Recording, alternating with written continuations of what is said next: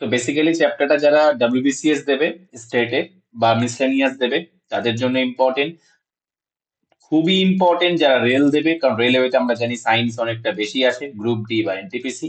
আর যারা SSC CGL CHSL MTS দেবে তাদের জন্য ইম্পর্টেন্ট। ওকে, তো হিট কি? আমরা শুনেছি হিট, হিট একটা কথা শুনেছি। আর একটা কথা শুনেছি, দেখো সূর্য তোমার জন্য আইসক্রিমও নিয়েছে আবার ফ্যানও নিয়েছে, ঠিক আছে? কত কিউট সূর্য, দেখো বলছে আমি হিট দিচ্ছি, আমি তোমাকে আইসক্রিমও দেবো, আমি তোমাকে ফ্যানও দেবো, ঠিক আছে? শুধু হিট দেবো না, এই দুটোও দেবো। তো আহ এর সাথে একটা কথা আছে না, টেম্পারেচার, ঠিক আছে? তো এই দুটো গুলিয়ে ফেলবে না, এ দুটো কিন্তু সেম নয়। ওকে, এ দুটো সম্পূর্ণ আলাদা। তো আমরা চলো প্রথমে আমরা হিটের স্কেল গুলো নিয়ে আমরা পড়বো, যে কোন কোন স্কেলে আমরা এটাকে মাপি, সেগুলো নিয়ে আমরা প্রথমে পড়বো। তারপরে আমরা আস্তে আস্তে ইনডেপথ যাবো। যারা গতবারে ক্লাসটা করেছে লাস্ট ক্লাসে, তাদের জন্য কিন্তু নতুন আছে অনেক, ঠিক আছে? তো দেখে নাও। দেখো, প্রাইমারি প্রধানত আমাদের এক্সাম পয়েন্ট অফ ভিউ থেকে টেম্পারেচার, আগে তার আগে আমি বলি টেম্পারেচারটা কি, তবে তাহলে তোমরা বুঝতে পারবে। এখানে কি লেখা আছে? হ্যাঁ, এখানে লেখা আছে। আমার বলি টেম্পারেচারটা কি। হিট আর টেম্পারেচার পুরোপুরি আলাদা। টেম্পারেচার মানে হলো তাপমাত্রা। মানে কি, কোনো বস্তু কতটা উষ্ণ বা শীতল, সেটার তুলনাই হলো টেম্পারেচার। সেটার তুলনা করাটাকে টেম্পারেচার বলে, ঠিক আছে? আর তুমি তুলনাটা করবে কিসে, তার জন্য তোমার কি দরকার? স্কেল দরকার। তাই বিভিন্ন যে স্কেল আছে সেগুলোতে আমরা মেনলি কি মাপি? মেনলি আমরা টেম্পারেচার মাপি। ওকে, টেম্পারেচার মাপি। তাহলে দেখো প্রথমে আমাদের কি, সেলসিয়াস, ফারেনহাইট এবং দেখো কি কেলভিন। তো সবার আগে ইম্পর্টেন্ট কি, সেলসিয়াসের সাথে তোমাকে ডিগ্রি অ্যাড হয়, দেখো ডিগ্রি সেলসিয়াস। আচ্ছা, এর আগে আমি, তার আগে এই কথাটা আজকে বলে নিই আমি, ঠিক আছে? আমি ক্ষমা প্রার্থী, আজকের বিভিন্ন স্লাইডে জলটা হয়ে গেছে কি পানি, ঠিক আছে? তো তার জন্য আমি আজকে দুঃখিত, এটা একটু ম্যানেজ করে নিয়ে, জলটাকে পানি হয়ে গেছে, ঠিক আছে? তো একটু ম্যানেজ করে নিও। দেখো, তো প্রথমত কি, সেলসিয়াস স্কেল, কোনো তাপমাত্রার একককে যখন আমরা সেলসিয়াসে প্রকাশ করব তখন ওটাকে ডিগ্রি সেলসিয়াস লিখবো, ঠিক আছে? ফারেনহাইটের সাথেও দেখো ডিগ্রি আছে, কিন্তু কেলভিনের সাথে ডিগ্রি নেই, এটাকে অনলি কেলভিন বলা হয়। ওকে, এটা প্রথম ইম্পর্টেন্ট পয়েন্ট, এটা কিন্তু মনে রাখবে। পরীক্ষার সময় ডিগ্রি কেলভিন দিয়ে দেবে, তাই গুলিয়ে ফেলবে না, ঠিক আছে? তো চলো আমরা প্রথমে পড়ি এই পয়েন্টটা থেকে, যে হিমাঙ্ক, হিমাঙ্ক মানে কি, ইংলিশ হলো ফ্রিজিং পয়েন্ট, মানে যে পয়েন্টে জল জমে বরফ হয়। আমরা স্কেল গুলো পড়ছি কেন? স্কেল গুলো পড়ছি এই কারণে, মেন মেন যে জায়গা থেকে যে যে পয়েন্ট থেকে আমাদের প্রশ্ন হয় আমরা সেই সেই পয়েন্ট গুলোকে কভার করব, ঠিক আছে? অযথা অন্য জিনিস আমরা পড়ে সময় নষ্ট করব না। সেলসিয়াস স্কেলে বলা হয় 0 ডিগ্রি। এই 0 ডিগ্রিটা কি? এটাই হলো জলের হিমাঙ্ক, মানে এখানে জল জমে বরফ হয়, বরফ হতে শুরু হয়, ঠিক আছে? এগুলো নিয়ে ফার্দার অনেক ডিটেলড আমি আলোচনা করব, ঠিক আছে, আস্তে আস্তে যখন ক্লাসটা এগোবে। তো প্রথমে একটা ওভারভিউ দিয়ে দিচ্ছি। সেলসিয়াস স্কেলে 0 ডিগ্রিতে গিয়ে যখন তুমি পৌঁছাবে তখন কি হবে, জল জমে বরফ হতে শুরু করবে, ওই জন্য এই পয়েন্টটার নাম হলো জলের হিমাঙ্ক, ঠিক আছে? এবার এটাকে তুমি যদি ফারেনহাইটে প্রকাশ করতে চাও তখন সেটা কত ডিগ্রি ফারেনহাইট হবে? 32 ডিগ্রি ফারেনহাইট হবে। ওকে, আর এটাকে যদি তুমি কেলভিনে প্রকাশ করতে চাও 273.15 কেলভিন হবে। এটাকে রাউন্ড ফিগারে তুমি অনেক সময় 273 কেলভিনই দেখতে পাবে। ক্লিয়ার? বোঝা গেছে? তাহলে আমি যদি তোমাদেরকে বলি জল, জলের হিমাঙ্ক কত, তুমি বলবে স্যার যদি ডিগ্রি সেলসিয়াসে বলেন আমি বলবো 0 ডিগ্রি সেলসিয়াস। যদি আপনি ডিগ্রি ফারেনহাইটে জিজ্ঞেস করেন আমি বলবো 32 ডিগ্রি ফারেনহাইট। যদি আপনি জিজ্ঞেস করেন কেলভিনে আমি বলবো 273.15 কেলভিন। যেটা জিজ্ঞেস করবে আমি সেইভাবে আমার মাপটাকে বলবো। ঠিক আছে? তার মানে কি? তার মানে তার তার মানে স্যার এই তিনটে জায়গাতে তাপমাত্রাটা কিন্তু একই, শুধু নামকরণটা আলাদা। তাপমাত্রাটা কিন্তু একই, শুধু কি আলাদা? শুধু নামকরণটা আলাদা। ঠিক আছে? যেমন মাউন্ট এভারেস্ট, বা তুমি বলতে পারো যে আমাদের যে ইন্ডিয়া, এটাকে আমরা ভারত বলি বাংলায়, আর ইংরেজিতে ইন্ডিয়া বলি। নামকরণটা আলাদা কিন্তু বস্তুটা একই। ঠিক সেরকম ভাবে বোঝা গেছে? চলো। আর আমাদের মানব দেহের স্বাভাবিক তাপমাত্রা কত? এটা মোস্ট ইম্পর্টেন্ট কোশ্চেন, পরীক্ষায় তোমাকে অপশনে গন্ডগোল করে দেয় ওরা। ঠিক আছে? 37 ডিগ্রি ফারেনহাইট করে দেয়, 98.6 ডিগ্রি সেলসিয়াস করে দেয়, এগুলো কিন্তু খেয়াল রাখবে। ঠিক আছে? কিভাবে খেয়াল রাখবে দেখে নাও। যখন 0 ডিগ্রি সেলসিয়াস তখন ফারেনহাইট 32। মানে সর্বদা একই লেভেলে, সর্বদা সেম লেভেলে সংখ্যা মানটা কার বেশি থাকে? ফারেনহাইটের বেশি থাকে, কেলভিনের আরো বেশি থাকে। সবচেয়ে ছোট কার হয়? সংখ্যা মানটা সেলসিয়াসের হয়। ঠিক আছে? এটা মনে রাখবে, তাহলে তোমার গুলাবে না। তাহলে 37 ডিগ্রি সেলসিয়াসটা কার? মানব দেহের স্বাভাবিক তাপমাত্রা। এবার এই তাপমাত্রাকে, সেম তাপমাত্রাকে তুমি যদি ফারেনহাইট স্কেলে বোঝাতে চাও, তুমি বলবে স্যার 98.6 ডিগ্রি ফারেনহাইট। ওকে? কখনো কখনো তোমাকে দেওয়া থাকবে 97 ডিগ্রি ফারেনহাইট, রাউন্ড ফিগারে দেওয়া থাকে। তাহলে তাপমাত্রাটা তো সেম, কিন্তু আমাদের সেলসিয়াসে বলা হয়, সেলসিয়াসে যে তাপমাত্রাটা 37 ডিগ্রি সেলসিয়াস, ফারেনহাইটে সেই তাপমাত্রাটা 98.6 ডিগ্রি ফারেনহাইট। তাপমাত্রাটা একই, শুধু দুটোর সংখ্যা মান আলাদা। ওকে? আর কেলভিনে কত? 310 কেলভিন। ওকে? যেগুলো আমি মার্ক করছি সেগুলো কিন্তু খুব ইম্পর্টেন্ট, মনে রাখবে।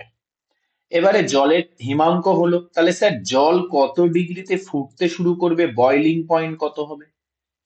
সেটা হবে 100 ডিগ্রি সেলসিয়াস। ঠিক আছে? আমি বলেছি কি, সেম তাপমাত্রায় সর্বদা সেলসিয়াসের থেকে ফারেনহাইটের সংখ্যা মানটা বেশি থাকে না? তাহলে ফারেনহাইটে দেখো 212 ডিগ্রি ফারেনহাইট। একই তাপমাত্রা কিন্তু ফারেনহাইটের সংখ্যা মানটা বেশি। ঠিক আছে? আবার কেলভিনের সংখ্যা মানটা দেখো আরো বেশি, 373.15 ডিগ্রি কেলভিন, সরি 15 কেলভিন, বা 373 কেলভিন বলা হয়। ওকে? এই পর্যন্ত বোঝা গেছে? Any doubt? বলো, কারোর কোনো ডাউট আছে এই পর্যন্ত? ওকে।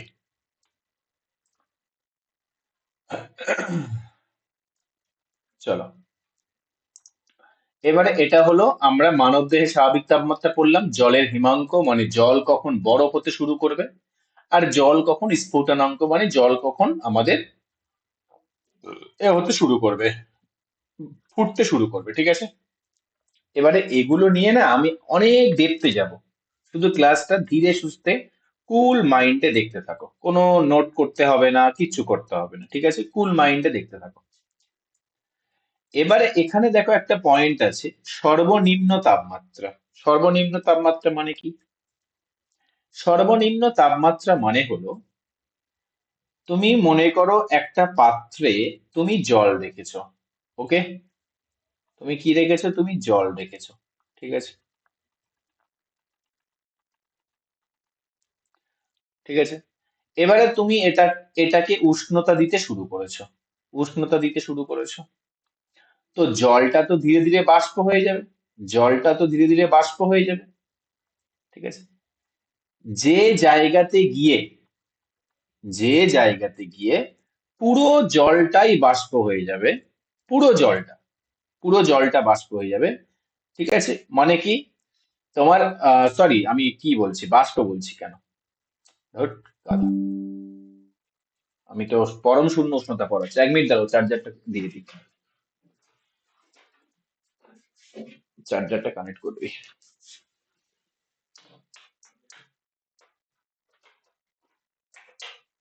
আমি তো তোমাদের পড়াচ্ছি অ্যাবসলিউট জিরো টেম্পারেচার।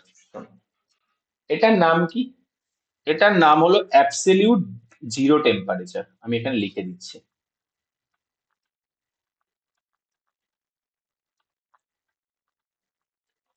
পরম শূন্য উষ্ণতা, মোস্ট ইম্পর্টেন্ট কিন্তু ফ্যাক্ট এটা, ঠিক আছে? স্যার পরম শূন্য বা অ্যাবসলিউট জিরো কেন বলছে এটাতে? ভালো করে বুঝবে, দেখো অ্যাবসলিউট জিরোতে একমাত্র জিরো কে হয়েছে, কেলভিন হয়েছে। আর পরম শূন্য উষ্ণতাটা ফারেনহাইটে কত মান দেখায়? -459.67। আর সেলসিয়াসে কত দেখায়? -273.15। তুমি জিরো থেকে যখন -273-এ নামবে, এখান থেকে তোমাকে 32 থেকে নামতে হবে, ঠিক আছে? 32 থেকে নামতে হবে। আর এখানে তোমাদের আমি জিরো থেকে কত নামলাম? -273। আর যেটা এখানে জিরো, সেটা এখানে কত? 273। তাহলে এখান থেকে তুমি যখন 273 নামবে, তো কেলভিনটা জিরো হয়ে যাবে না? -273-এ নামবে, কেটে সেম তো, কেটে কেটে জিরো হয়ে যাবে। মানে +273 ছিল, -273-এ এলাম, ওই জন্য কেলভিন কি হয়ে গেল? কেলভিন জিরো হয়ে গেল। ওকে, কেলভিন জিরো হয়ে গেল, ঠিক আছে? তাহলে পরম শূন্য উষ্ণতাটাতে একমাত্র জিরো কে কেলভিন হয়। ফারেনহাইট কত? -459। আর সেলসিয়াস কত? -273। এবার এটা কিন্তু গুলিয়ে ফেলবে না। -273 ডিগ্রি সেলসিয়াস মানে পরম শূন্য, আর +273 কেলভিন মানে জলের জলের ফ্রিজিং পয়েন্ট, জলের হিমাঙ্ক। বোঝা গেছে? দুটো কিন্তু গুলিয়ে ফেলবে না। ওকে, চলো এবারে যেটা বোঝাচ্ছিলাম, মনে করো আমি কোন এখানে আমার কিছু অণু আছে, আমার কিছু একটা পদার্থ আছে যার মধ্যে কিছু অণু আছে, আমি সেটাকে কুলিং করছি, কুলিং, ঠিক আছে, ঠান্ডা করছি। ঠান্ডা করতে করতে এবার তোমরা জানো তো, অণুগুলো যত আমরা ঠান্ডা করব, তত অণুগুলো কি হয়? ধীরে ধীরে ওদের গতি স্লো হতে থাকে, স্লো হতে থাকে গতি। আর যত অণুগুলোকে উষ্ণতা তুমি দেবে, তত কি হবে? অণুগুলো ছটপট করতে থাকে, চারিদিকে ছড়াতে থাকে না? চারিদিকে ছড়াতে থাকে। এবার যত আমি ওটাকে কুল করব, ঠান্ডা করব ধীরে ধীরে, মানে ওখান থেকে টেম্পারেচারটাকে কমাবো, তাহলে কি হবে? অণুগুলো ধীরে ধীরে ধীরে ধীরে ওদের গতিটা স্লো হতে থাকবে। এমন একটা জায়গায় আমি টেম্পারেচারে আনবো, যেখানে অণুগুলো, যেখানে আমার মলিকিউল বা অণুগুলোর গতি পুরো জিরো হয়ে যাবে, মানে অণুগুলো আর চলাচলই করবে না। সেই টেম্পারেচারকে আমরা বলি অ্যাবসোলিউট জিরো টেম্পারেচার বা পরম শূন্য উষ্ণতা, যেখানে অণুদের মুভমেন্ট পুরো বন্ধ হয়ে যায়, অণুরা আর মুভমেন্ট করতে পারে না। ক্লিয়ার? সহজ ভাষায় বোঝা গেছে কি বলতে চাইছি আমি? এটা নিয়ে কারোর কোনো প্রশ্ন আছে? ওকে, কম্পিটিটিভ এক্সামে আমাদের যতটুকু লাগবে সেটাকে সহজ ভাষায় বুঝতে পারা যায়। আর কম্পিটিটিভ এক্সামের প্রশ্নও সেরকম হয়, যে যতটা সহজ ভাষায় বুঝবে সে সেই প্রশ্নগুলো অ্যান্সার দিতে পারবে, ঠিক আছে? আমরা যদি একাডেমিক্যাল লেভেলে পড়তে চাই, তাহলে কিন্তু অনেকটা থিওরি বেস কোশ্চেন পড়ে, কিন্তু কম্পিটিটিভ এক্সামে সর্বদা প্র্যাকটিক্যাল বেস কোশ্চেন পড়ে। ওই জন্য যত সাবজেক্ট আছে সবসময় প্র্যাকটিক্যালের সাথে কম্পেয়ার করে পড়বে, তুমি দেখবে তোমার কোনো প্রশ্ন মিস যাবে না, ঠিক আছে? ওকে, তাহলে এটা হলো পরম শূন্য উষ্ণতাটা কি আমরা পেয়ে গেলাম। আর সেই টেম্পারেচারটা কত হবে? সেলসিয়াসে তুমি যদি প্রকাশ করতে চাও, -273 ডিগ্রি সেলসিয়াস, মানে এই লেভেলে আসলে অণুগুলোর গতি পুরো জিরো হয়ে যাবে, অণুগুলো আর মুভমেন্ট করবে না। আর যেটা ফারেনহাইটে আমরা কত বলবো? -459। আর কেলভিনে কত বলবো? Zero kelvin. এবার বুঝতে পারলে জিরো কেলভিনটা কেন হলো? কারণ সেলসিয়াস থেকে তো আমি 273 নামছি, তাহলে এখানে তুমি 273 থেকে -273-এ নামো, কেটে কুটে জিরো হয়ে যাবে, ঠিক আছে? +273 ছিল, -273-এ নামলাম, কেটে কেটে কি হয়ে গেল? জিরো হয়ে গেল। ওকে, তাহলে এই পার্ট গুলো মনে থাকবে। 1 2 3, এখানে 1 2 3 4, এখানে আমার এই 12টা পার্ট তোমার পুরো ঠোঁটস্থ করে রাখবে। ওকে, যেন কখনো না তুমি ভুলে যাও, ঠিক আছে? চলো, এবারে কথা হলো স্যার, আমার সেলসিয়াস আর ফারেনহাইটের একটা আমার একক আছে। ওকে, হেডিং করো relation between Celsius and Fahrenheit. মানে ফারেনহাইট আর সেলসিয়াস স্কেলের মধ্যে কি সম্পর্ক? একটা সম্পর্ক আছে, ঠিক আছে। তার আগে আমি এখানে একটা কথা বলা ছিল তো বোধহয়, হ্যাঁ এই যে কি আছে দেখো, তাপমাত্রা হলো কোনো বস্তুর তাপীয় অবস্থা যা মানে তাপীয় অবস্থা যা নির্ধারণ কি করে বস্তুটা কতটা ঠান্ডা কতটা গরম, আমি একটু আগে বললাম। আর তাপমাত্রার এসআই একক কি এটা মনে রাখবে, এসআই একককে কেলভিন বলা হয়, ঠিক আছে। তাপমাত্রার এসআই একককে, তাহলে এসআই একক টেম্পারেচারের বা তাপমাত্রার এসআই একক কি, কেলভিন, ঠিক আছে। ওকে, আর আমি যদি বলি যে তাপমাত্রা মাপার যন্ত্রের নাম কি, ঠিক আছে। আমাদের যে ক্লিনিক্যালে ক্লিনিক্যালে আমাদের যে ক্লিনিক্যাল থার্মোমিটার যেটা চিকিৎসা ক্ষেত্রে ব্যবহার করা হয়, তোমার জ্বর হলে যেটা দিয়ে ডাক্তার মাপে, সেটা মানে সেখানে কত থেকে কত পার্ট থাকে? সর্বনিম্ন পার্ট থাকে 35°C আর সর্বোচ্চ পার্ট থাকে 42°C। এটা কেন থাকে? কেননা স্যার মানব দেহের স্বাভাবিক তো 37, তাহলে ওর থেকে বেশি কম করে আর কি করবে? থার্মোমিটার তো মানুষের জন্য লাগে, আর আমাদের তো স্বাভাবিক তাপমাত্রা 37, মানে ওর থেকে কমের আমার দরকার নেই, তাই না? ওই জন্য থাকে আমার কি 37 থেকে 42°C পর্যন্ত পার্ট থাকে, যেটা ফারেনহাইটে বললে ফারেনহাইটে কত থাকবে? তার মানে ফারেনহাইটে নিশ্চয়ই 98 এর একটু কম থেকে শুরু হবে, তাহলে সেটা কত? 94°F থেকে আমার 108°F। ওকে, এই পর্যন্ত ক্লিনিক্যালের পার্ট থাকে। এটা লোয়েস্ট পার্ট, এটা হাইয়েস্ট পার্ট, ঠিক আছে। কনসেপ্ট ক্লিয়ার হয়েছে? Any doubt? এই পর্যন্ত কোনো ডাউট আছে? ওকে, নেক্সট চলো। তাহলে সেলসিয়াস আর ফারেনহাইটের মধ্যে কি সম্পর্ক, একটা সূত্র আছে, লিখে নাও। সেলসিয়াসের আমি সি নিলাম আর ফারেনহাইট থেকে আমি এফ নিলাম, ঠিক আছে। তাহলে C/5 = F-32/5, 9, ওকে, বাই 9। এটা ভেরি ভেরি ইম্পর্টেন্ট একটা ফর্মুলা, হিট চ্যাপ্টার। এখান থেকে গ্রুপ ডিতে ম্যাথ পড়ে, অনেকবার পড়েছে, ম্যাথ কোশ্চেন পড়ে, ঠিক আছে। যেমন ধরো আমি তোমাকে দিলাম, এটা দিলাম, তোমরা এটা করো যে 40°C সমান সমান কত ডিগ্রি ফারেনহাইট? তোমরা বার করে দাও কুইক। আমি প্রথমে একটা করে দিচ্ছি, তারপরে তোমরা করবে। বলবে স্যার তাহলে সেলসিয়াস কত? 40°, তাহলে আমি দেবো 40/5, সি এর জায়গায় 40 বসাবো, সমান সমান এফ চাইছে তো এফটাকে আমি রেখে দেবো -32/9। তাহলে এখানে যদি আমরা কাটাকুটি করি, 5 কত হবে? 5 40, তাহলে 8 কত? F-32 সমান সমান 72, আর এফ সমান সমান কত স্যার? 40, তাই না?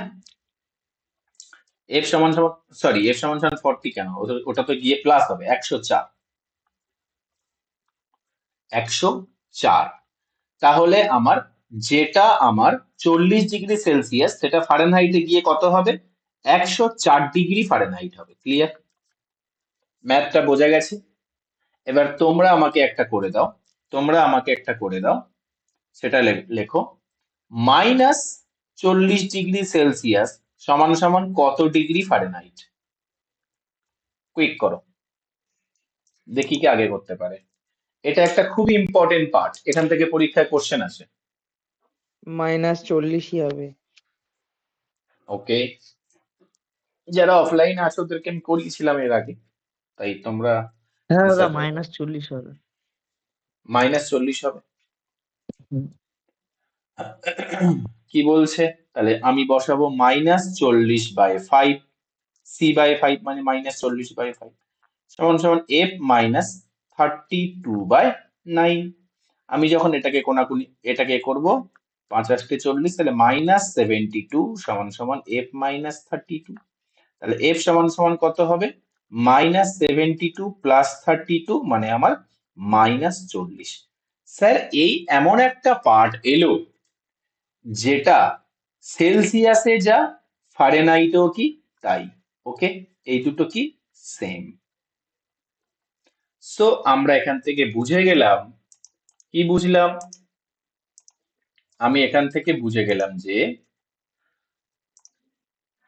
এখানে স্যার এমন একটা পার্ট আছে, এমন একটা রিডিং আছে, এখানে কোথাও একটা এমন একটা রিডিং আছে যেটা সেলসিয়াসেও -40, আবার যদি আমি ফারেনহাইটে যাই সেখানেও আমার কত হবে? -40ই হবে।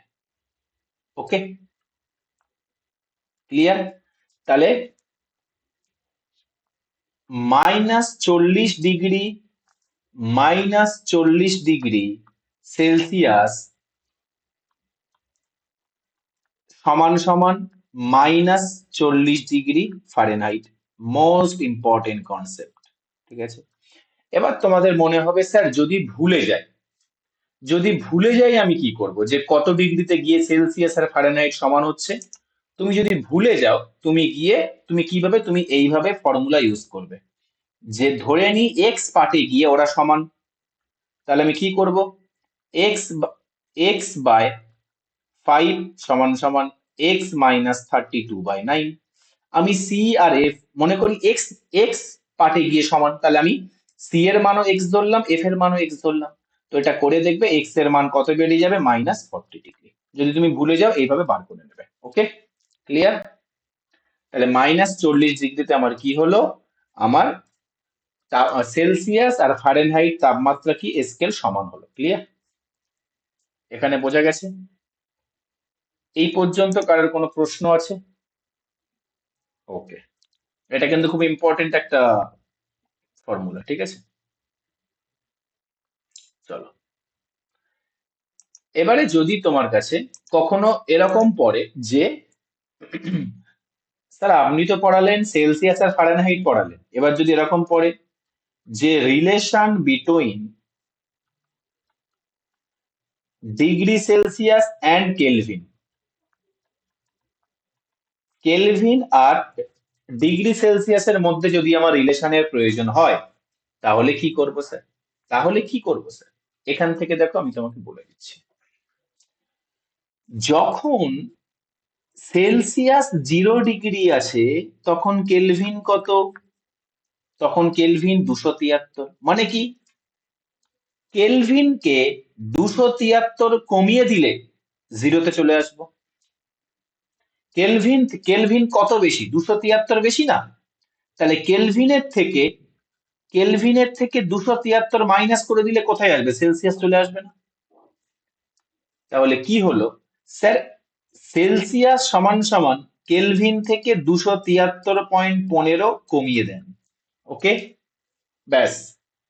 বা যদি উল্টো বললে কি হবে স্যার? কেলভিন সমান সমান সেলসিয়াসের সাথে 273.15 যোগ করে দেন। যে কোনো একটা বলবে, তোমার কন্ডিশন স্যাটিসফাই হয়ে যাবে। ক্লিয়ার? কেননা আমরা কি দেখলাম স্যার, যখন সেলসিয়াস 0 তখন কেলভিন 273, মানে ওর কাছে 273টা বেশি লাড্ডু আছে। তাহলে কখন সমান হবে? যদি ওর লাড্ডুগুলোকে অন্যজন নিয়ে নেয়, তাহলে কেলভিন থেকে তুমি ওই 273 লাড্ডুটা নিয়ে নিলে সেলসিয়াসে সমান হয়ে গেল, 0 হয়ে গেল, তাই না? কেলভিন তো বেশি লাড্ডু নিয়ে বসে আছে, 273 খানা। এবার কি ক্লিয়ার হয়েছে? ওকে, চলো, তাহলে আমাকে বলে দাও, আমি যদি বলি ইফ কেলভিন সমান সমান 10 ডিগ্রি, সরি 10, তাহলে ওই সময় ডিগ্রি সেলসিয়াস সমান সমান কত হবে? কুইক বলো। 283। 283, কারণ আমি সি সমান সমান কি জানি? কে এর সাথে 273.15 যোগ করতে হবে। কে কত? 10 প্লাস 273.15, সমান সমান 283.15, মানে সেলসিয়াস সর্বদা কেলভিন ও ভুল করলাম তো, দাঁড়াও দাঁড়াও দাঁড়াও।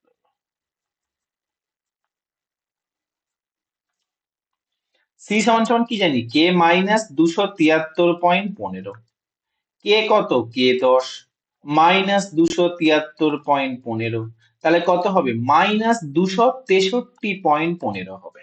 ওকে, বোঝা গেছে? ক্লিয়ার?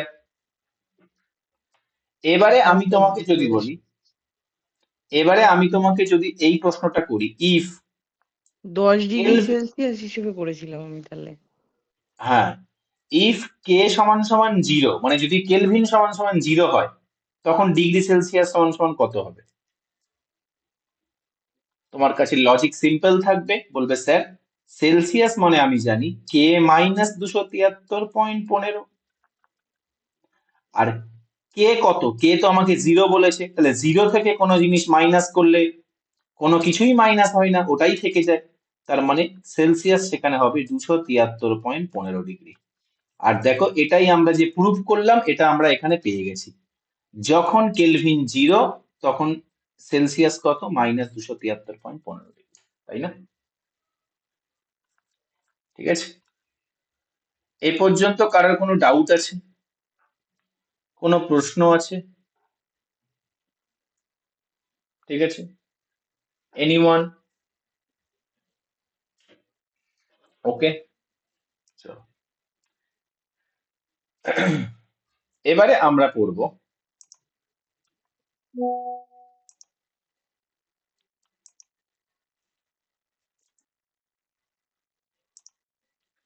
এবারে আমরা কি পড়ব, যে একটা নোট বলে লিখে রাখো, নোট খুবই ইম্পর্টেন্ট। ঠিক আছে, বাস্তবে, বাস্তবে আচ্ছা, এই যে তুমি পরম শূন্য উষ্ণতা দেখলে না, 0 কেলভিন, দেখলে না 0 কেলভিন, ঠিক আছে, পরম শূন্য উষ্ণতার মানে আর একটা কি জানো, এর নিচে, এর নিচে বাস্তবে তাপমাত্রা নিয়ে যাওয়া সম্ভব নয়, নিয়ে যাওয়া সম্ভব নয়। বাস্তবে এর নিচে তাপমাত্রা তুমি নিয়ে যেতে পারবেই না, পৃথিবীতে থাকতে থাকতে সম্ভবই নয়। ওই জন্য এটাকে পরম শূন্য উষ্ণতাও বলা হয়। তাহলে পরম শূন্য উষ্ণতার উপরে আমরা কটা জিনিস শিখলাম, দুটো। এখানে এসে অণুদের চলন গমন একদমই বন্ধ হয়ে যায়, আর এর নিচে বাস্তবে তাপমাত্রা নিয়ে যাওয়া সম্ভব নয়। তাহলে যদি বলে আমাদের সব বাস্তবে সর্বনিম্ন তাপমাত্রা কত, কেউ একটু অ্যান্সার দাও, কেলভিনে কত হবে, কেলভিনে কত হবে বলো? বাস্তবে 0 কেলভিন। ফারেনহাইটে কত হবে? Minus minus 459। 59। আর আমার সেলসিয়াসে হবে মাইনাস 273। এর নিচে তুমি বাস্তবে নিয়ে যেতেই পারবে না। ঠিক আছে, তাহলে তোমাকে যদি এরকম পরীক্ষা গ্রুপ ডিতে একবার প্রশ্ন এসছে যে নিম্নের কোন বিকল্পটি, নিম্নের কোন বিকল্পটি বাস্তবে সম্ভব, ঠিক আছে, বলছে -510 কেলভিন, ঠিক আছে, তারপরে বলছে -110 degree Celsius, -285.15 degree Celsius, -2 kelvin, কোনটা সম্ভব বাস্তবে? Anyone? Anybody? Minus somebody? 110 degree Celsius. হ্যাঁ স্যার, কেলভিন তো 0 থেকে নিচে নামে না, তাই এটা সম্ভব নয়। স্যার সেলসিয়াসে বললে -273-এর নিচে নামতে পারবো না, তাই এটাও সম্ভব নয়। কেলভিন 0 থেকে নামে না, তাই এটাও সম্ভব নয়। একমাত্র এটাই আমার বাস্তবে সম্ভব। ক্লিয়ার? ওকে, চলো তাই লেখো, বাস্তবে নিম্ন, আচ্ছা এটা লিখে কি করবো, এটা তো বলেই দিলাম তোমাকে আমি, ঠিক আছে, এটা তো বলেই দিলাম, এটা আর লিখে লাভ নেই। এবার এখানে আরেকটা কথা বলি আমি, এবারে এই যে জিনিসটা এটা কে বলেছিল, ঠিক আছে, এটা কে বলেছিল যে বাস্তবে এই জিনিসটা সম্ভব নয় এর থেকে নিচে নামলে? লিখে নাও, ডিসকভার্ড বাই, এটাকে ডিসকভার করেছিল, discovered by William Thomson Kelvin, William Thomson Kelvin. Okay, very very important, William Thomson Kelvin, ঠিক আছে, ওকে। তাহলে যদি তুমি কোনো জায়গায় যদি তুমি মাইনাস কেলভিন দেখো, সেটা কি বাস্তবে সম্ভব হবে? বলবে স্যার নো, কেলভিন কোনোদিন বাস্তবে মাইনাসে হতে পারে না, কল্পনায় হতে পারে কিন্তু বাস্তবে হতে পারে না। ক্লিয়ার? বোঝা গেছে? নেক্সট, তাহলে বলো তো স্যার, আমরা সেলসিয়াসের সাথে ফারেনহাইটের রিলেশন পড়লাম, ফারেন আমরা সেলসিয়াসের সাথে কেলভিনের রিলেশন পড়লাম, এবার আমরা কি পড়বো? ফারেনহাইটের সাথে কেলভিনের রিলেশন। ওকে, এই দুটো পড়বো। লেখো, relation between Fahrenheit, degree Fahrenheit and kelvin, ঠিক আছে, relation between degree Fahrenheit and kelvin, আমি শর্টে লিখছি, তোমরা পুরো লিখে নিও, ঠিক আছে, ওকে। এবারে এটা কি হবে? এবারে এফ এর সাথে আমরা সেলসিয়াসের তুলনা করেছি, আবার কেলভিনের সাথেও ডিগ্রি সেলসিয়াসের তুলনা করেছি না? তাহলে আগে দেখি এফ এর সাথে সেলসিয়াসের কি তুলনা করেছিলাম। বলবে স্যার এইভাবে তুলনা করেছিলাম, C/5 ইকুয়াল টু F-32/9। আর এখানে আমরা কি করেছিলাম স্যার? সি সমান সমান K-273.15, এটা করেছিলাম। তাহলে এটা কি আমি এবার তোমাদেরকে বলতে পারি যে আমার এখানে সি সমান সমান তাহলে কত হবে? C/5 সমান সমান যদি বলো, আহ এখানে যদি আমি বলি, এবার এখানে আমি সি এর জায়গায় কাকে পুট আপ করতে পারি? আমি এইটাকে কি পুট করতে পারি সি এর জায়গায়? সি এর মান তো এটা বলে দিয়েছে, তাই না? তাহলে সি এর জায়গায় ওটাকে পুট করে দাও, এই দুটোর মধ্যে রিলেশন চলে আসবে ফারেনহাইট আর কেলভিনের মধ্যে। তাহলে K-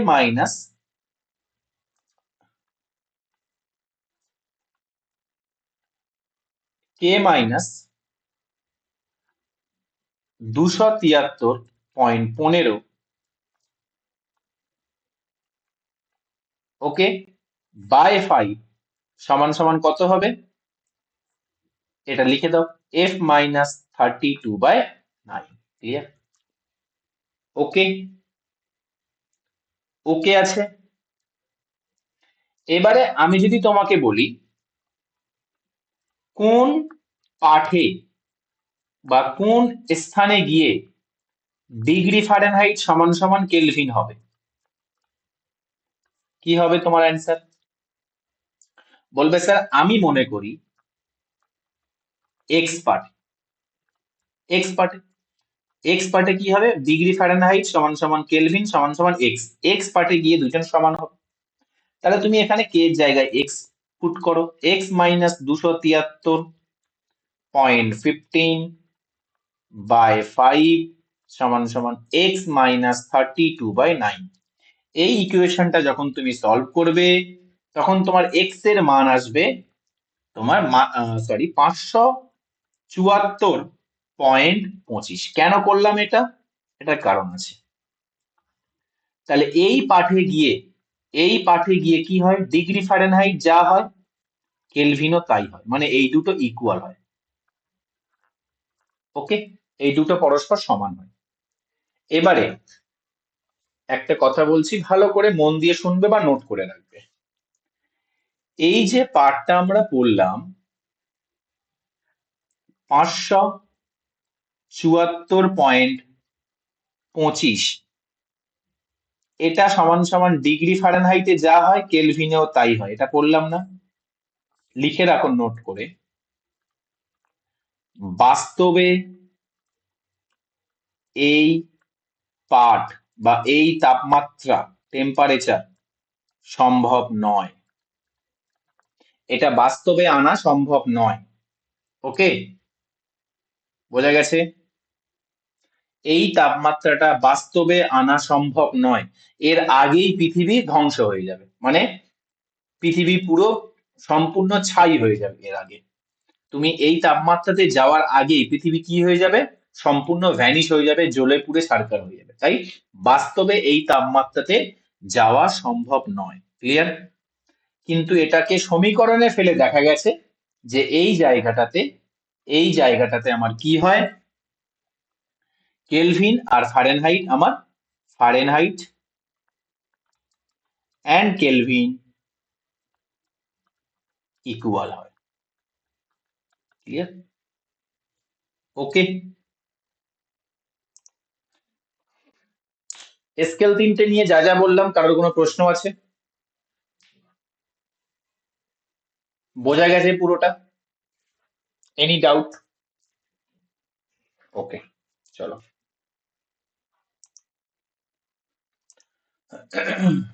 এটা আমরা পড়লাম পরম শূন্য উষ্ণতা কি। ঠিক আছে, যখন আমাদের রুম টেম্পারেচার থাকে, রুম টেম্পারেচার আমরা যখন থাকি তখন কি হয়? তখন আমাদের অণুগুলো দেখো মুভমেন্ট করছে না? এদিকে মুভমেন্ট করছে, এদিকে মুভমেন্ট করছে, দেখো মুভমেন্ট করছে না? কিন্তু যখন পরম শূন্য উষ্ণতাতে আসবে, অ্যারোগুলো মানে কি দেখাচ্ছে? মুভমেন্ট বোঝাচ্ছে। ঠিক আছে, কিন্তু যখন তুমি পরম শূন্য উষ্ণতাতে আসলে দেখো অণুগুলো পুরো একদম নিস্তেজ হয়ে গেল। ঠিক আছে, এখানে বলে দিয়েছে দেখো, কেলভিন কখনো ঋণাত্মকে সম্ভব নয়। এই তাপমাত্রায় পদার্থের অণুর কম্পন সম্পূর্ণ থেমে যায়। কে আবিষ্কার করেছে? William Thomson. আর তাপমাত্রাটা কত? কেলভিনে বললে 0 হবে, সেলসিয়াসে বললে -273 হবে। কেলভিন আর সেলসিয়াসের স্কেল দেখিয়েছে। এটা বলতে পারো বা তুমি বলতে পারো সি সমান সমান কে -273.15, যা খুশি বলতে পারো। ওকে, চলো। এটা আমি দেখিয়েছি 574, এটা কিন্তু practically not possible. Practically not possible, এই তাপমাত্রায় যাওয়া প্র্যাকটিক্যালি নট পসিবল। ঠিক আছে, চলো। এবারে আমি তোমাদের ডিফারেন্সটা শেখাবো। তার আগে এটা এখানে আরো একবার নিয়ে যাই। এবারে এখান থেকে আরো একটা জিনিস দেখো, আমরা ফোকাসে আনবো আরো একটা জিনিসকে, ভালো করে শোনো। এখানে 0 থেকে কত যাচ্ছি? স্যার 0 থেকে 100 যাচ্ছি, তাই না? তাহলে এই যে ডিফারেন্সটা, এটা যে 100, সেটা ফারেনহাইটে কত? বলবে স্যার এই ডিফারেন্সটা ফারেনহাইটে হবে 180। বিয়োগ করে দেখো 180 হবে। 212 মাইনাস 32 কত হবে? দেখো 180 হবে। ঠিক আছে, আর সেটা এখানে কত হবে? এখানেও দেখো 100 কেলভিন হবে। 373 থেকে 273-এ আসছি। সো আমি স্যার কি বুঝলাম? আমি স্যার, আচ্ছা, তাপমাত্রার যে টেম্পারেচারের যে ডিফারেন্স না, এটার একটা সাইন আছে ডেল্টা, এটাকে বলা হয়, মনে রাখবে, ডেল্টা। আমি ডেল্টা টি দিয়ে প্রকাশ করব। ঠিক আছে, ডেল্টা টি মানে কি বললাম? টেম্পারেচারের ডিফারেন্স। ওকে, তাহলে চলো। এবার দেখো, এখানে স্টেপ বাই স্টেপ বুঝিয়েছি।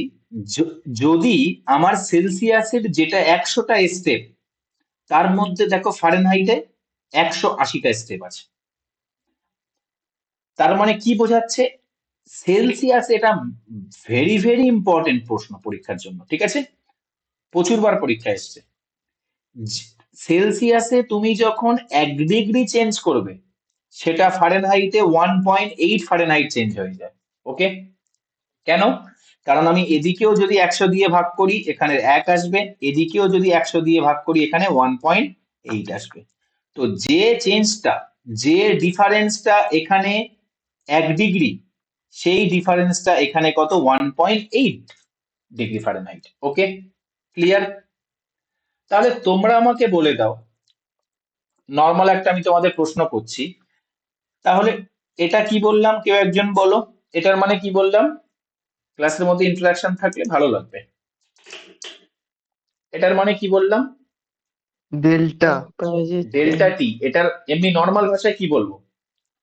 টেম্পারেচারের চেঞ্জ।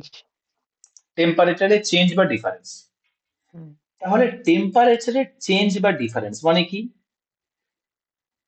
যে চেঞ্জটা আমার সেলসিয়াসে 1 ডিগ্রি হয়, সেই চেঞ্জটা ফারেনহাইটে কত হয়? 1.8 ডিগ্রি ফারেনহাইট হয়। তাহলে এই দুটো সমান। এবারে যদি তোমার পরীক্ষায় প্রশ্ন আসে, যদি না অলরেডি এসছে অনেকবার, যে তাপমাত্রার ডিফারেন্স সেলসিয়াসে 5 ডিগ্রি সেলসিয়াসে চেঞ্জ করলে, মানে 5 ডিগ্রি সেলসিয়াস উষ্ণতা বাড়ালে সেটা ফারেনহাইটে কত বাড়বে? সিম্পল। ফারেনহাইটে নর্মালি সেই তাপমাত্রা কত হবে? বলবে স্যার, তোমার প্রশ্ন হবে কি, তোমার তোমার অ্যান্সার হবে কি? বলবে স্যার 1 ডিগ্রি সেলসিয়াসে ফারেনহাইটে চেঞ্জ হয় 1.8, তাহলে 5 ডিগ্রি সেলসিয়াস ফারেনহাইটে কত হবে? এটা কত গুণ হলো? 5 গুণ হলো। এটাও কত হবে? 5 গুণ হবে। মানে এখানে 9 ডিগ্রি ফারেনহাইটের চেঞ্জ হবে তাপমাত্রায়। ক্লিয়ার? বোঝা গেছে? ওকে আছে? চলো, রিম্পা বোঝা যাচ্ছে? হ্যাঁ স্যার। ওকে, চলো এবারে তোমরা আমাকে একটা প্রশ্ন করে দাও যে, আচ্ছা হ্যাঁ, এখানে আরো একটা তো বলা হলো না, আরো একটা বলি। এবারে তোমরা বলো, এখানে আমি দেখলাম, আমি তোমাকে বললাম যে টেম্পারেচারের চেঞ্জটা সেলসিয়াসে যা কেলভিনেও তাই। মানে স্যার টেম্পারেচারের চেঞ্জ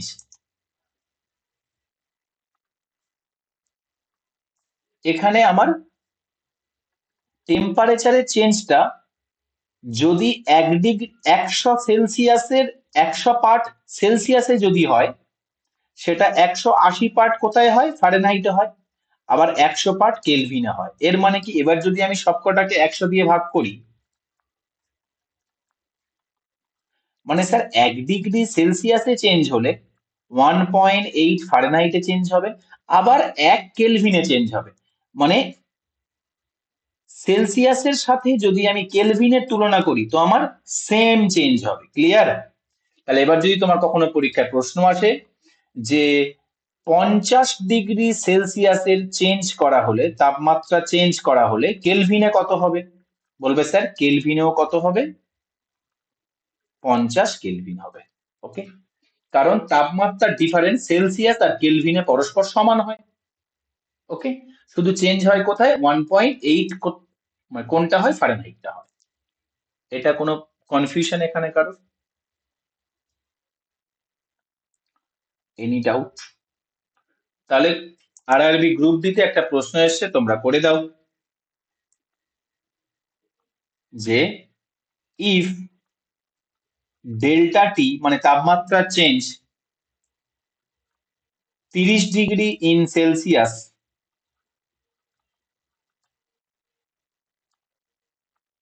হলে ডিগ্রি ফারেনহাইটে কত চেঞ্জ হবে? কুইক করো।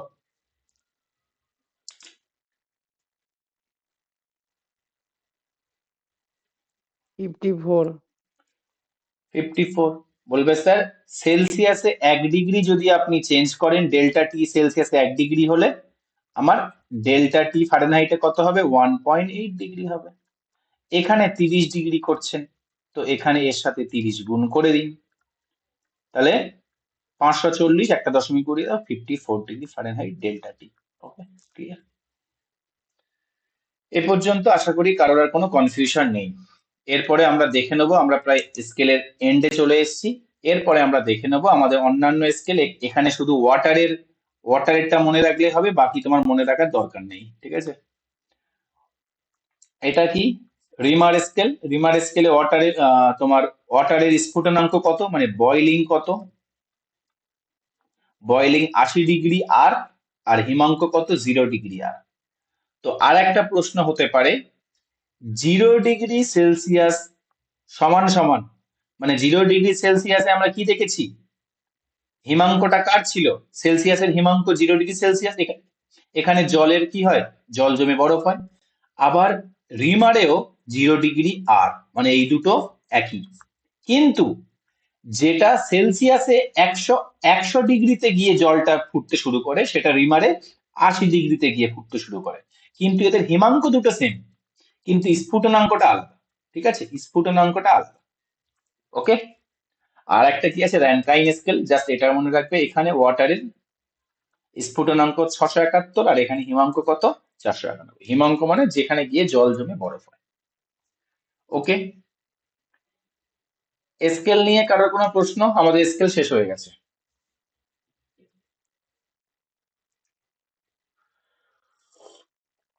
ওহ, ওকে। সুরজিৎ কি আগের ক্লাসে ছিলে, অফলাইন ক্লাসে, যখন এই চ্যাপ্টারটা না করাই? না না ছিলাম না। তোমার জিডিটা কি হলো? দিলাম, প্রবলেম হয়ে গেছে মেডিকেল। কি প্রবলেম হয়েছিল? ওই মেডিকেলে ডেকেছিল, আর তারপরে অনেক ঝামেলা হয়ে গেছিল। কি ঝামেলা হয়েছিল মানে? একবার একবার মেডিকেল হয়ে গিয়েছিল, তারপর ফের আবার 1 সপ্তাহ বাদে ফোন করে ডাকলো। হুম। সে 1 সপ্তাহ ধরে ছোটালো, রিপোর্ট পাইনি, হারিয়ে গেছে, এই করে করে। এটা তো কোনো ভ্যালিড রিজন নয়। এটা তো তুমি তো কেস করতে পারো, রিপোর্ট পাইনি মানে, মেডিকেল দিয়ে এসছো। মানে এবার ওরা ওদের একটা স্ক্যানিং করেছিল, ঠিক আছে, এবার হুম, ওটা তার পরের দিনকে বললো রিপোর্ট দিয়ে দেবে। এবার পরের দিন গিয়েছি, বললো রিপোর্ট হারিয়ে গেছে। ফের রিপোর্টটা পরের তো দিন তোমাকে আসবে। দেবে না, রিপোর্টটা তো দেবে ওটা ওদের কন্ট্রোভার্সিয়াল থাকবে না, ওটা তো তোমাকে দেবে হ্যাঁ, না। মানে এবার আমি মেডিকেল পাস করেছি, যে ওই যে এটা দেবে, হ্যাঁ, একটা ওটা তো সার্টিফাই করবে তোমার, হ্যাঁ। হ্যাঁ হ্যাঁ, এবার ওটা তো দেয়নি। এবার ওটা আনতে গিয়েছে, বললো ওদের ওখান থেকে রিপোর্টটা হারিয়ে গিয়েছে। তো ওই করে 1 সপ্তাহ ধরে ছুটিয়ে ছুটিয়ে তারপরে এটা কোনো কথা ক্লাস। হলো? মানে এগুলো কত মানে প্রচুর সেন্সিবল জিনিস এটা, এভাবে হয় নাকি? ওকে, দেখো, কেউ একজন যদি পিআরবি পরীক্ষায় পাশ করে আর যদি তার বলে যে তোমার ওএমআর শিটটা হারিয়ে গেছে, এসব অজুহাত চলে নাকি? দেখো, তাহলে এটা হলো, আমি আমার এখানে দেখো আমরা পড়লাম ডেল্টা মানে কি, মানে টেম্পারেচারের চেঞ্জ। ওকে, কেউ কিছু লিখছো কি?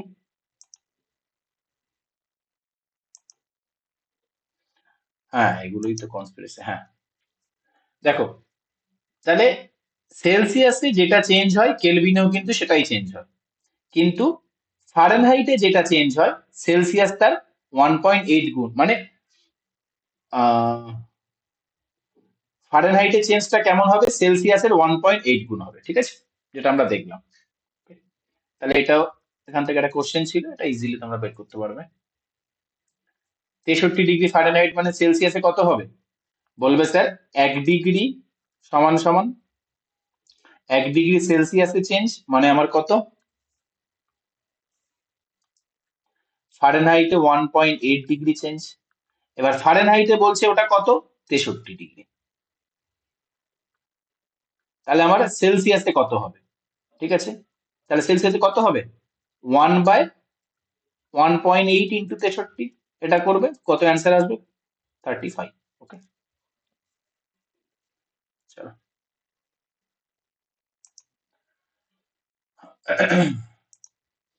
এবার আমরা যাব সেন্সিবল হিট আর ল্যাটেন্ট হিটের মধ্যে।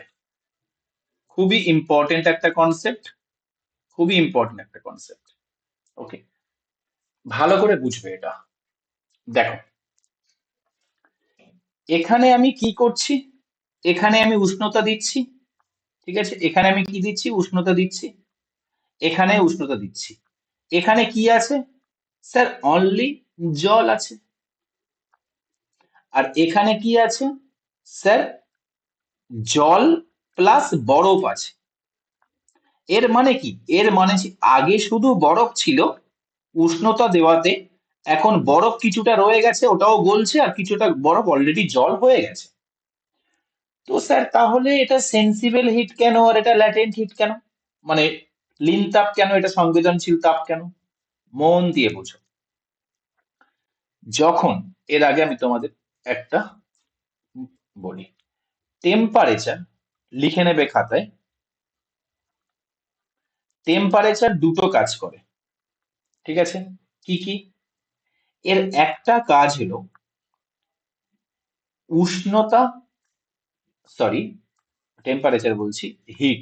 হিট দুটো কাজ করে। এর একটা কাজ হলো টেম্পারেচার বাড়ানো বা তাপমাত্রা বাড়ানো। টেম্পারেচার বাড়ানো বা তাপমাত্রা বাড়ানো। আর আরেকটা কাজ হলো তোমার অবস্থার পরিবর্তন করা। আমি কিন্তু খুব মূল্যবান জায়গায় আছি, তুমি যদি মন দিয়ে না শোনো বুঝতে পারবে না। অবস্থার পরিবর্তন করা এর মানে কি স্যার?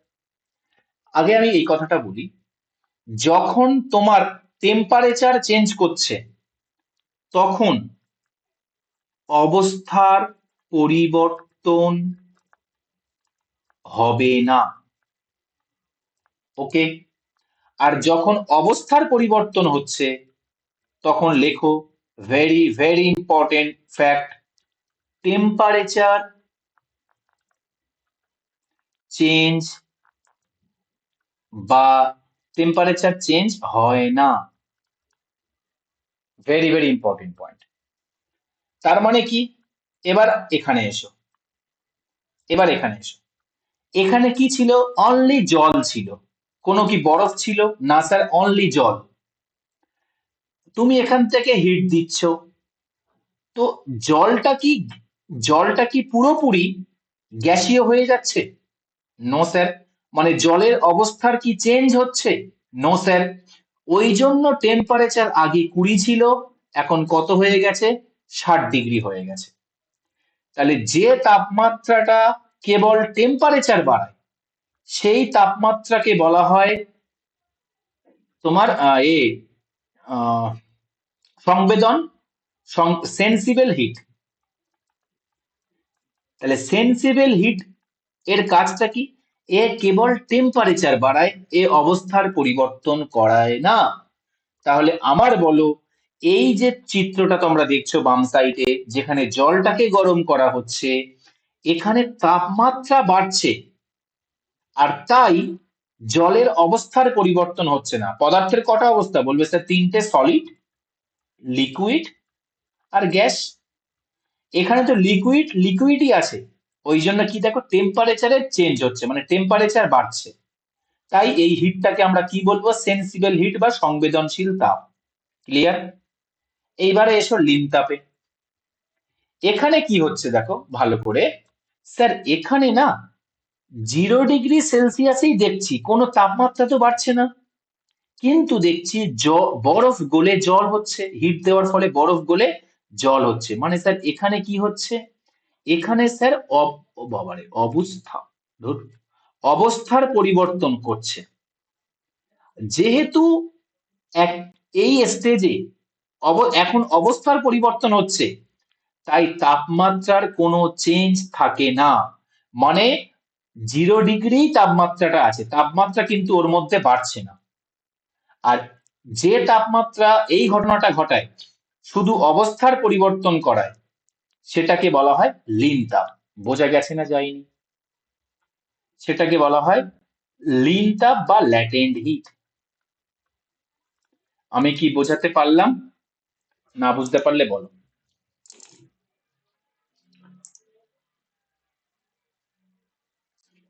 বলো কিন্তু তুমি। নিচে নিচে যদি হিট দেওয়া হয় কিছুটা হলেও পরিবর্তন হবে না? নো, নো, নো, নো, এটাই তো কনসেপ্ট।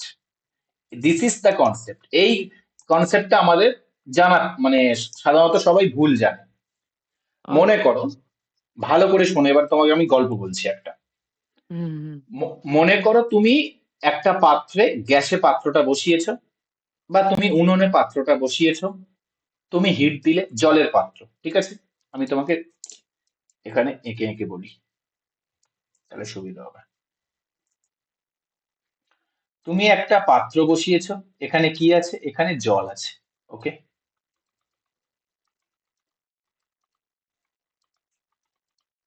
এখানে জল আছে, ঠিক আছে।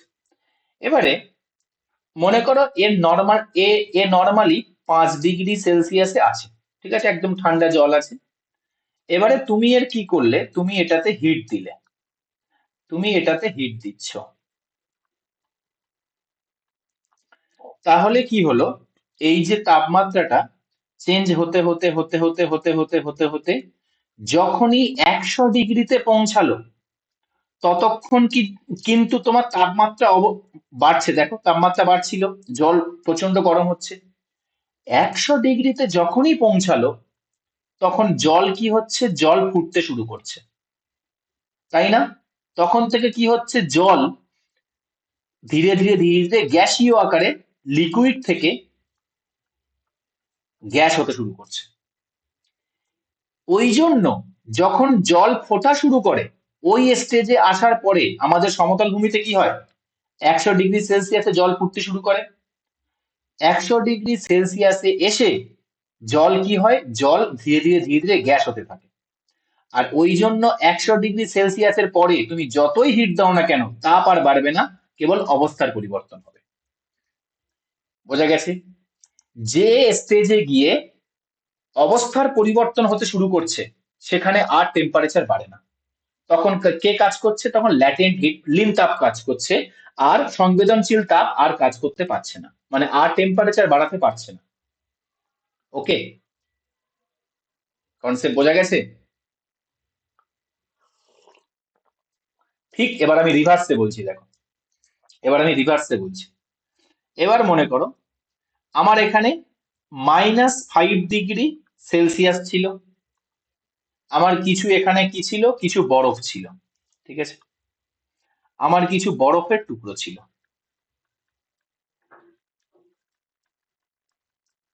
আমি পাত্রে কিছু বরফের টুকরো নিয়েছি, আর নিচে থেকে আমি হিট দিচ্ছি। এবারে আমার তাপমাত্রাটা যখন বাড়তে বাড়তে বাড়তে বাড়তে বাড়তে বাড়তে জিরোতে গেল, তখন বরফ ধীরে ধীরে ধীরে ধীরে কি হচ্ছে, তখন বরফ ধীরে ধীরে ধীরে ধীরে তোমার জল হতে শুরু করছে, জল হতে শুরু করছে।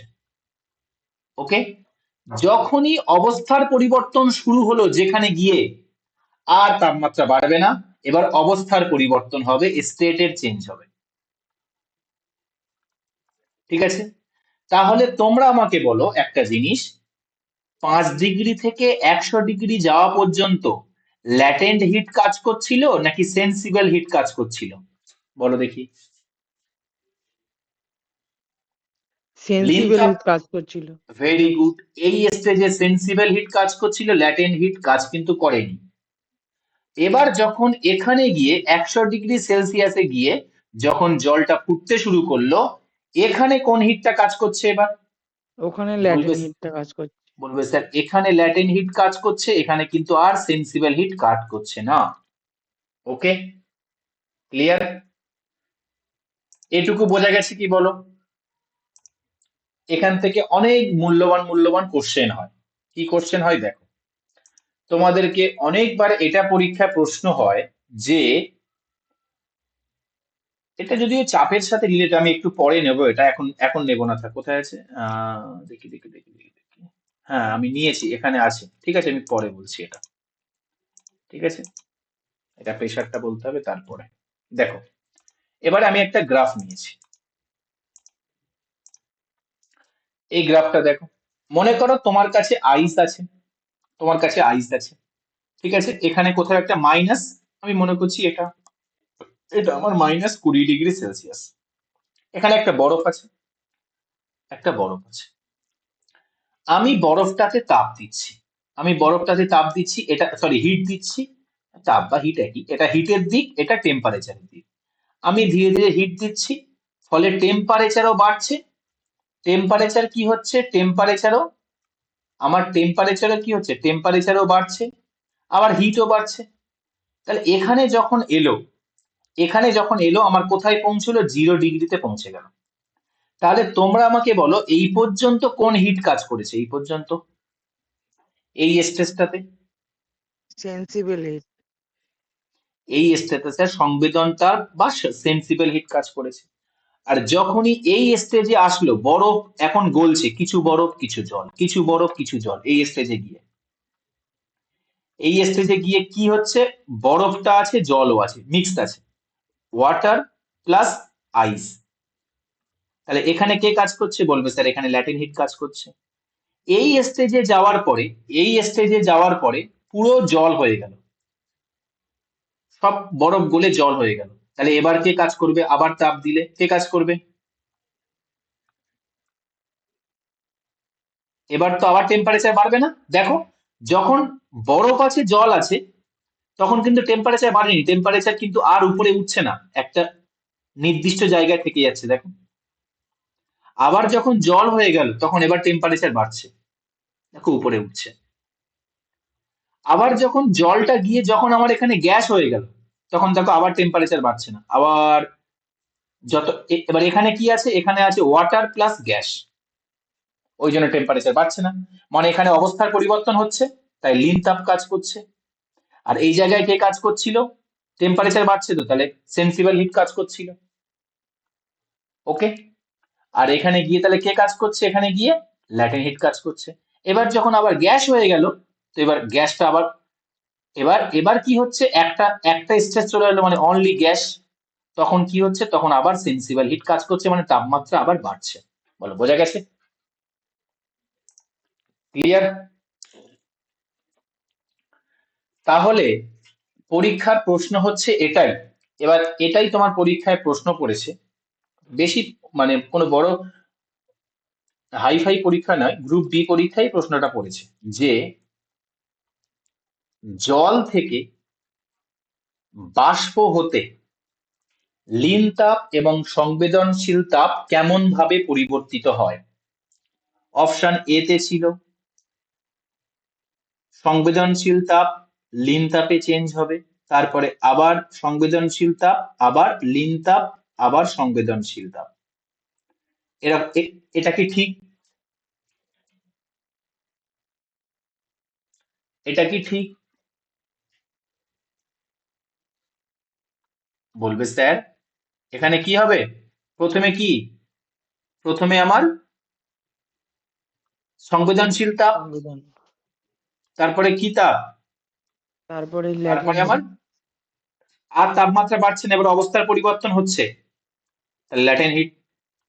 তারপরে আবার কি তাপ, আবার সংবেদনশীল তাপ, মানে তাপ পুরো জল হয়ে গেল। তারপরে আবার কি তাপ, আবার পুরো গ্যাস হয়ে, এবারে জল কি হচ্ছে, জল আছে গ্যাসও হচ্ছে, মানে আবার লিন তাপ কাজ করছে। তারপরে গিয়ে যখন পুরো গ্যাস হয়ে গেল আবার কি তাপ কাজ করছে, সংবেদনশীল তাপ কাজ করছে। বলো, বোঝা গেছে এবারে? তাহলে কবার লিন তাপ আসবে, স্যার দুবার লিন তাপ আসবে, আর তিনবার সেন্সিবল হিট আসবে ও সংবেদনশীল তাপ আসবে। তাহলে আমি যেটা তোমাকে বোঝাতে চাইলাম যে যে যে স্টেজে গিয়ে অবস্থার পরিবর্তন হয়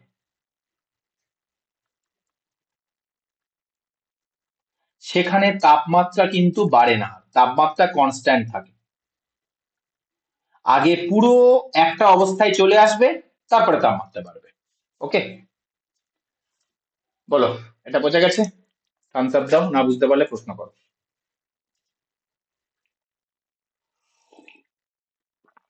ওকে, ওকে।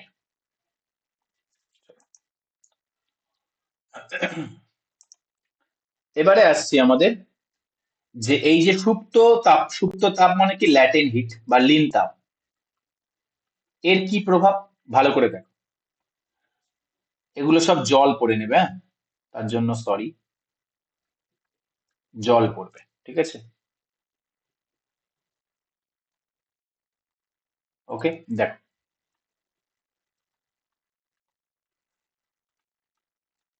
ওকে, কি বলছে এখানে দেখো, এটা একটা গরম জল, তাহলে এর মধ্যে কি আছে, হিট আছে, হিট আছে, গরম জল। এটা এক হাতে তোমাকে এটা ফেলা হলো, আর এক হাতে তোমার অন্য হাতে গরম বাষ্প ফেলা হলো। তুমি দেখো গরম জলের মধ্যে শুধু হিট থাকে, কিন্তু গরম বাষ্পের মধ্যে, গরম যখন বাষ্প হয়, যখন ধীরে ধীরে ধীরে ধীরে ওয়াটারটা গ্যাস হচ্ছে, তখন ওর মধ্যে হিটও থাকে আবার ল্যাটেন্ট হিটও থাকে না? হিটও থাকে আবার ল্যাটেন্ট হিটও থাকে, তাহলে ক রকমের হিট থাকছে? দু রকমের হিট থাকছে। ওই জন্য একজন যদি কাউকে, একটা মানুষ এ বি কে গরম জল দিয়ে, হট ওয়াটার দিয়ে আঘাত করলো, আর B A K hot vapour মানে হট বাষ্প দিয়ে আঘাত করলো, এ কিন্তু বেশি ক্ষতিগ্রস্ত হবে। কেননা গরম বাষ্পের মধ্যে হিটও থাকে আবার ল্যাটেন্ট হিটও থাকে, আর গরম জলের মধ্যে অনলি হিট থাকে। বোঝা গেছে? ক্লিয়ার? ওই জন্য দেখবে আমাদের যেখানে ফায়ার ইনসিডেন্ট হয় সেখান থেকে বলে গরম আসবে, তাপ আসবে, প্লিজ এখান থেকে সরে দাঁড়াও সবাই। কেন? গরম জল তোমার গায়ে লাগলে যে ক্ষতিটা না হবে, গরম বাষ্প যদি লাগে তার থেকে অনেক বেশি ক্ষতি হবে। বোঝা গেছে? কারণ বাষ্পের মধ্যে হিটের সাথে তোমার লিন তাপও ওর মধ্যে লুকিয়ে থাকে। ওকে, ক্লিয়ার? এটা কার কার জানা ছিল আর কার কার ছিল না?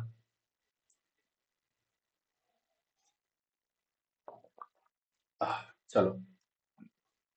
হুম, কি বলছে দেখো, বলছে গলনের সুপ্ত তাপ কত, মানে যখন গলনাঙ্ক হবে তখন ল্যাটেন্ট হিট কত হবে? 0 ডিগ্রি সেলসিয়াস। তাহলে ল্যাটেন্ট হিট একবার 0 ডিগ্রি সেলসিয়াসে আসবে যখন বরফ ধীরে ধীরে ধীরে ধীরে ধীরে ধীরে জল হবে, বা জল ধীরে ধীরে ধীরে ধীরে বরফ হবে। আর ল্যাটেন্ট হিট আর একবার গিয়ে কোথায় আসবে? 100 ডিগ্রি সেলসিয়াসে আসবে যখন জল ধীরে ধীরে ধীরে ধীরে বাষ্প হবে। ক্লিয়ার? বোঝা গেছে? এই দুটো জায়গায় কে আসে? ল্যাটেন্ট হিট আসে। কেন? কারণ এই দুটো জায়গায় দেখো জল বাষ্প হচ্ছে মানে অবস্থার পরিবর্তন হচ্ছে, এখানে দেখো বরফ জল হচ্ছে মানে অবস্থার পরিবর্তন হচ্ছে। তাই যেখানে অবস্থার পরিবর্তন হয় সেখানে আমার লিন তাপ চলে আসে। ওকে, চলো এবার আসছি, খাতায় হেডিং করো আপেক্ষিক তাপ।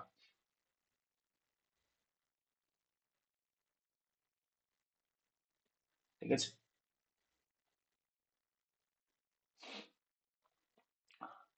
আচ্ছা তার আগে তোমরা বলো, 100 ডিগ্রি সেলসিয়াসে তুমি কি কি পাবে? শুধু জল পাবে নাকি জল বাষ্প দুটোই পাবে? কেউ অ্যান্সার দেবে? দুটোই। দুটোই দুটোই পাবো। স্যার, দুটোই দুটোই পাবো। এবার দুটোর মধ্যে তোমার ক্ষতিকর কে বেশি? বাষ্প। ওই বাষ্প। লিন তাপ। যেহেতু এই স্টেজে গিয়ে দুটো পাচ্ছি, দুটো আমি কন্ডিশন পাচ্ছি, দুটো অবস্থা পাচ্ছি, লিকুইড আর গ্যাস, তাই এখানে কি লিন ল্যাটেন্ট হিট আসবে। আর একটা কি 0 ডিগ্রি সেলসিয়াস, এখানে আমি দুটো পাবো না, একটা আইস পাবো, কিছু কিছু ওয়াটার পাবো। ঠিক আছে, তাহলে এখানেও আমাদের কি হবে? ল্যাটেন্ট হিট কিন্তু আসবে। ওকে, বোঝা গেছে? এই দুটো জায়গায় পদার্থের দু রকম অবস্থা দেখা যায়। ঠিক আছে, চলো। তাহলে 100 ডিগ্রিতে গিয়ে কি হয়? আমাদের তাপমাত্রাটা কনস্ট্যান্ট হয়ে যায়, আর বাড়ে না। তুমি যতই তাপ দাও না কেন, জলের তাপমাত্রা আর বাড়বে না। যতক্ষণ না ওটা পুরোপুরি বাষ্প হবে, জলের তাপমাত্রা ওই 100তে কনস্ট্যান্ট থাকবে, ও আর বাড়বে না কিন্তু। আর তুমি যদি 0 ডিগ্রি সেলসিয়াস থেকে জলটাকে নিচে নামাতে চাও, বা যদি 0 ডিগ্রি সেলসিয়াস থেকে তুমি গরম করতে চাও, যতক্ষণ না আইস পুরো ওয়াটার হবে ও কিন্তু তাপমাত্রা বাড়বে না, তাপমাত্রা একই থাকবে। ওই জন্য আইস যত ঠান্ডা হয় ওয়াটারও ঠিক ততই ঠান্ডা হয়। ক্লিয়ার? কেননা তাপমাত্রা তো সেম থাকছে। তাহলে এই তাপমাত্রায় আইসের যা ঠান্ডা পাবে, ওয়াটারও কিন্তু তোমাকে সেই ঠান্ডা দেবে এই তাপমাত্রা। এবার দেখো, এবার আমাদের আসছে আপেক্ষিক তাপ। কি আপেক্ষিক তাপ? তার আগে তোমরা এই চিত্রটা ভালো করে দেখো, তাহলে বুঝতে পারবে।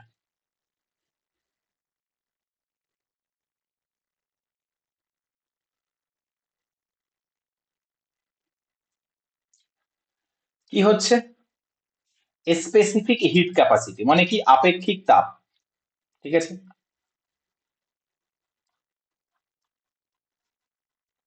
দেখো বলছে লো স্পেসিফিক, এখানে দেখো আয়রন, এটা আয়রন বা লোহা। লোহা কি বলছে?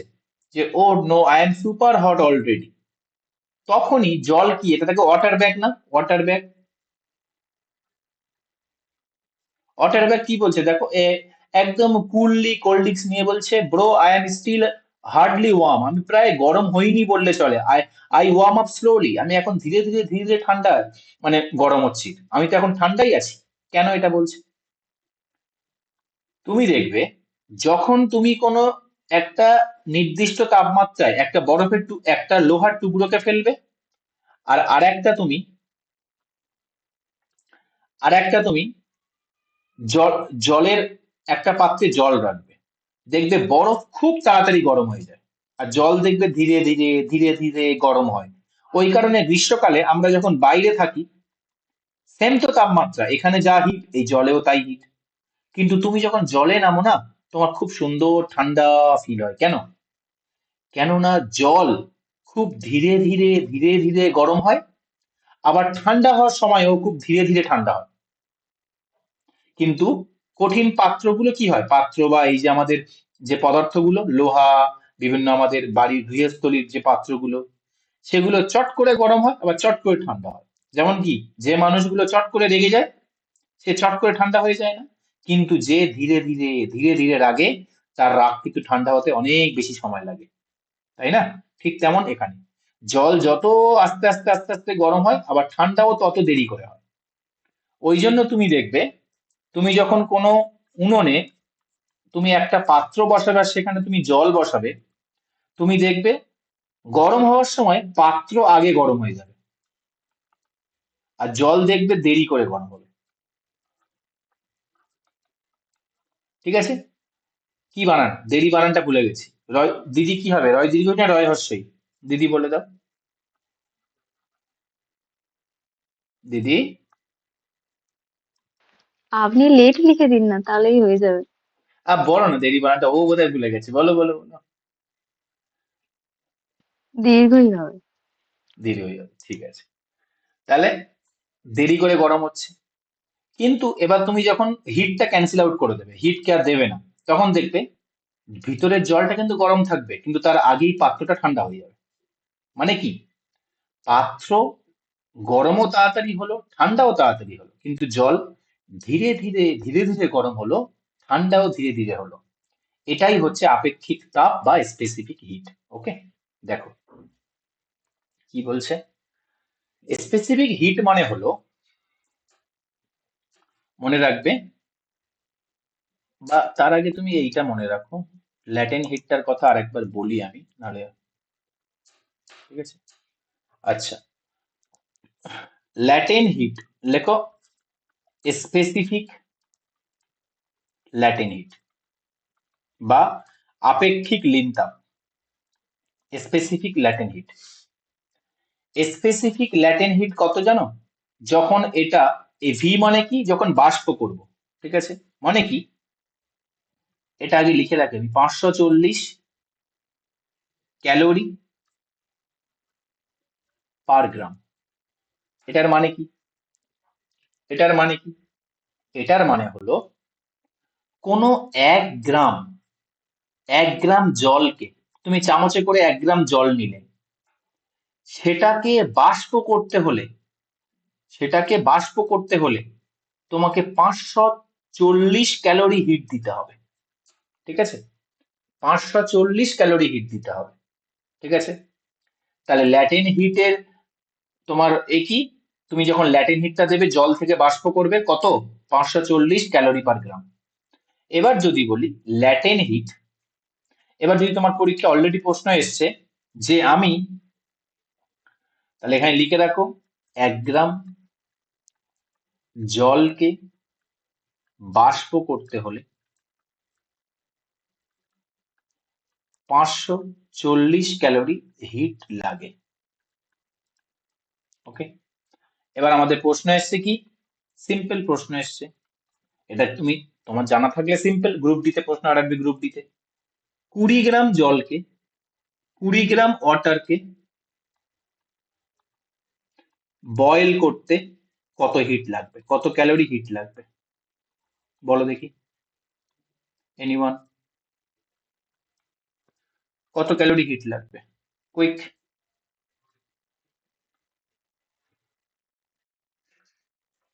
20 দিয়ে গুণ করলেই তো হয়ে যাবে নাকি? সেটা করো। 20 দিয়ে তাহলে 1000 আর এইদিকে তাহলে 800। 1 গ্রামের জন্য 800 আমার 540, তাহলে 20 গ্রামের জন্য কত? স্যার 540 ইন্টু 20, তাই তো? তাহলে দুটো শূন্য প্রথমে বসিয়ে দাও, আর এখানে কত হবে? 108। তাহলে 108 ক্যালোরি আমার হিট দিতে হবে। ক্লিয়ার? ওকে 4 দুগুণে ওকে 8, 5 দুগুণে 10। এবারে যদি তোমাকে এই প্রশ্নটা পড়ে যে হেডিং করো স্পেসিফিক ল্যাটেন হিট, মানে আপেক্ষিক লিন তাপ, বাংলাটা তোমরা লিখে নেবে, আপেক্ষিক লিন তাপ তোমার গলনাঙ্ক, গলনাঙ্কের সময় কত হবে, বা ফিউশন গলনাঙ্ক বা ফিউশনের সময় স্পেসিফিক, এটা কখন হলো? এটা তো হলো তোমার এ স্ফুটনাঙ্কের সময়, তাই না? জল মানে ফুটে ভেপারের বাষ্প সময়, হচ্ছে, তাই তো? হ্যাঁ ভেপারের সময়। আর এইটাকে আমি বলছি তোমার গলনাঙ্কের সময়, যখন বরফ গলে জল হবে তখন কত হবে? এটার ইংরেজি তুমি ফিউশন বলতে পারো বা বয়লিংও বলতে পারো, ঠিক আছে? আর এটা কি? এটা হবে ভেপার, ওই জন্য আমি দেখো ভি দিয়েছি, এলএইচ এর তলায় ভি দিয়েছি। ওকে, তাহলে ল্যাটেন হিট ফিউশনের সময় কত হবে? 80 ক্যালোরি পার গ্রাম। এর মানে কি? স্যার 1 গ্রাম বরফকে, আইসকে জল করতে হলে, জল করতে 80 ক্যালোরি হিট লাগে। ওকে, তাহলে সিম্পল কত ডিগ্রি উষ্ণতায়? দুটোই সব 0 ডিগ্রি সেলসিয়াস উষ্ণতায় কিন্তু থাকতে হবে। তোমার বাইরের টেম্পারেচার কত থাকতে হবে? 0 ডিগ্রি সেলসিয়াস থাকতে হবে, ঠিক আছে? অ্যাকচুয়ালি 0 ডিগ্রি সেলসিয়াস কেমন, কেন? বরফ যখন জল হচ্ছে তখন কি টেম্পারেচার চেঞ্জ হবে? তখন তো হবে না, তখন তো 0 ডিগ্রি থাকবে। তো এটা লিখি বা না লিখি তুমি তো জেনেই গেছো। আচ্ছা, এবার আমার তোমার প্রশ্ন হলো, পরীক্ষারই প্রশ্ন, বলো দেখি তাহলে আহ প্রশ্নটা কোথায় গেল?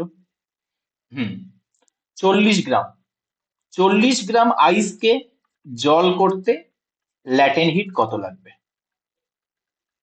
বলো। 3200। 3200। এবার তোমাদের মনে একটা প্রশ্ন আসবে না স্যার, জল বরফ হচ্ছে, এখানে জল বাষ্প হচ্ছে, আপনি ল্যাটেন হিট কেন বলছেন, সেন্সিবল হিট কেন বলছেন না? আমি একটু আগে কি বললাম? জল বাষ্প হচ্ছে, অবস্থার পরিবর্তন হচ্ছে, যখনই অবস্থার পরিবর্তন হবে তখন কি সেন্সিবল হিটের কোনো গল্প আছে? গল্প তো নেই, তখন তো লিন তাপের গল্প হবে। তাই আমি এখানে লিন তাপ নিয়ে বলছি। এখানে যেমন আইস জল হচ্ছে, অবস্থার পরিবর্তন হচ্ছে। স্যার 1 গ্রামের জন্য, 1 গ্রাম বরফকে জল করতে হলে 80 ক্যালোরি লাগে, তাহলে 40 গ্রামের জন্য কত লাগবে? 40 গ্রামের জন্য লাগবে 80 ইন্টু তোমার 40, মানে কত? 3200 ক্যালোরি। কিন্তু পরীক্ষার প্রশ্ন একটু অন্য এসছে, এটাও এসছে মাঝে মাঝে পরীক্ষা অন্য কিছু জিজ্ঞেস করে, কি সেটা? চলো এবার লেখা যাক।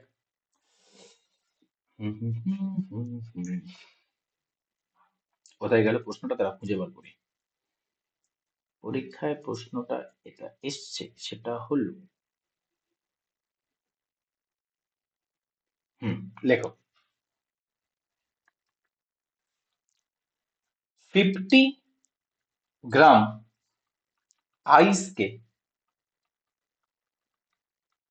জল করতে হলে, জল করতে কত জুল লিন তাপ বা ল্যাটেন হিট লাগবে? জুলে চাইছি কিন্তু। স্যার আপনি তো আমাদের ক্যালোরিতে বোঝালেন, চিটিং করছেন। আগে ক্যালোরিটা বার করো। তাহলে বলো 1 গ্রাম, 1 গ্রাম আইসকে জল করতে হলে কত লাগে? 80 ক্যালোরি লাগে। তাহলে 50 গ্রাম কত লাগবে? Sir 80 into 50, 4000 calorie. এবার ছোট্ট করে এখানে লিখে রাখো 1 calorie equal to 4.2 joule, 4.2 joule। তাহলে ব্যাস 1 ক্যালোরি সমান 4.2 হলে 4000 ক্যালোরি মানে কত হবে, ইন্টু 4.2 তুমি করে দাও, হয়ে যাবে 4 দুগুণে 8 আর 4 চারে 16, পয়েন্টের জন্য একটা শূন্য কেটে দাও, দুটো শূন্য বসিয়ে দাও, জুল। ওকে, বলো বোঝা গেছে? এবারে এই চ্যাপ্টার থেকে ম্যাথ পড়লে করতে পারবে। Any problem?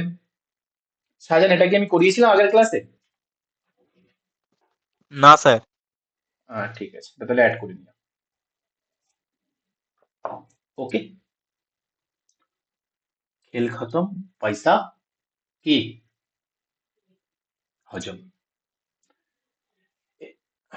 ঠিক আছে, যে চ্যাপ্টার আমি একবার পড়াবো সেই চ্যাপ্টার ওখানেই তুমি আরআইপি পড়ে নেবে, ওটার ওই এর পরে তোমার আর পড়াতে হবে, অন্য কোথাও থেকে পড়তে হবে না। ঠিক আছে, ওই চ্যাপ্টারটা, ঠিক আছে, যখন যে চ্যাপ্টারটা পড়িয়ে দেবো। তো ওই জন্য সিলেকশন ব্যাচ অনলাইনে যেটা হয় ওটা ইয়ারলি একবার করে হবে। ঠিক আছে, ইয়ারলি অ্যাট এ টাইম একবার করে হবে, যেমন 2025-এ এসছে অক্টোবরের দিকে, 2026-এও অক্টোবরের দিকে আসবে। কেননা এখানে পুরো এন্টায়ার সিলেবাসটা আমি তোমাকে বেসিক টু একদম প্রো লেভেলে আমি তোমাকে তৈরি করাই, তাই একটু টাইম তো দিতে হবে। ঠিক আছে, চলো এবারে আমার কাছে দেখো আপেক্ষিক তাপ কি। তাহলে আপেক্ষিক তাপ আমরা বললাম এখানে কি, এবার আপেক্ষিক যে তাপটা সেটা আমরা দেখব কি, একক ভরের, একক ভরের মানে কি, এক ভর। ঠিক আছে, 1 গ্রাম মাস, মাস মানে ভর। 1 গ্রাম ভরের কোন বস্তুর তাপমাত্রা 1 কেলভিন, বাবা কেলভিন, 1 কেলভিন, ঠিক আছে, 1 কেলভিন বাড়াতে যে পরিমাণ তাপ প্রয়োজন, কত বাড়াবে, 1 কেলভিন বাড়াবে। মানে কি, মনে করো তুমি এখানে একটা চামচ আছে তোমার কাছে, তুমি চামচে করে, চামচটা উপরে উঠে গেছে, না জল তো পড়ে যাবে, না জল পড়বে না, ও কায়দা আছে অন্য, জল পড়বে না। এখানে তোমার 1 গ্রাম জল আছে, ঠিক আছে, 1 গ্রাম জল আছে। এবারে বা এটা বরফের টুকরো আছে, এবারে মনে করো এটা কত, 0 ডিগ্রি সেলসিয়াস। তুমি এই তাপটাকে 1 ডিগ্রি বাড়াতে, 1 ডিগ্রি বাড়াতে, ঠিক আছে, যতটা তাপ তোমার দিতে হবে, যতটা তাপ লাগবে বা যতটা হিট লাগবে, সেটাকেই তোমাকে বলা হয় স্পেসিফিক হিট ক্যাপাসিটি বা আপেক্ষিক তাপ। ক্লিয়ার? কোন বস্তুর তাপমাত্রা 1 ডিগ্রি বাড়াতে, কতটা বস্তু, 1 গ্রাম বস্তু, ঠিক আছে, 1 গ্রাম বস্তুর তাপমাত্রা 1 ডিগ্রি বাড়াতে।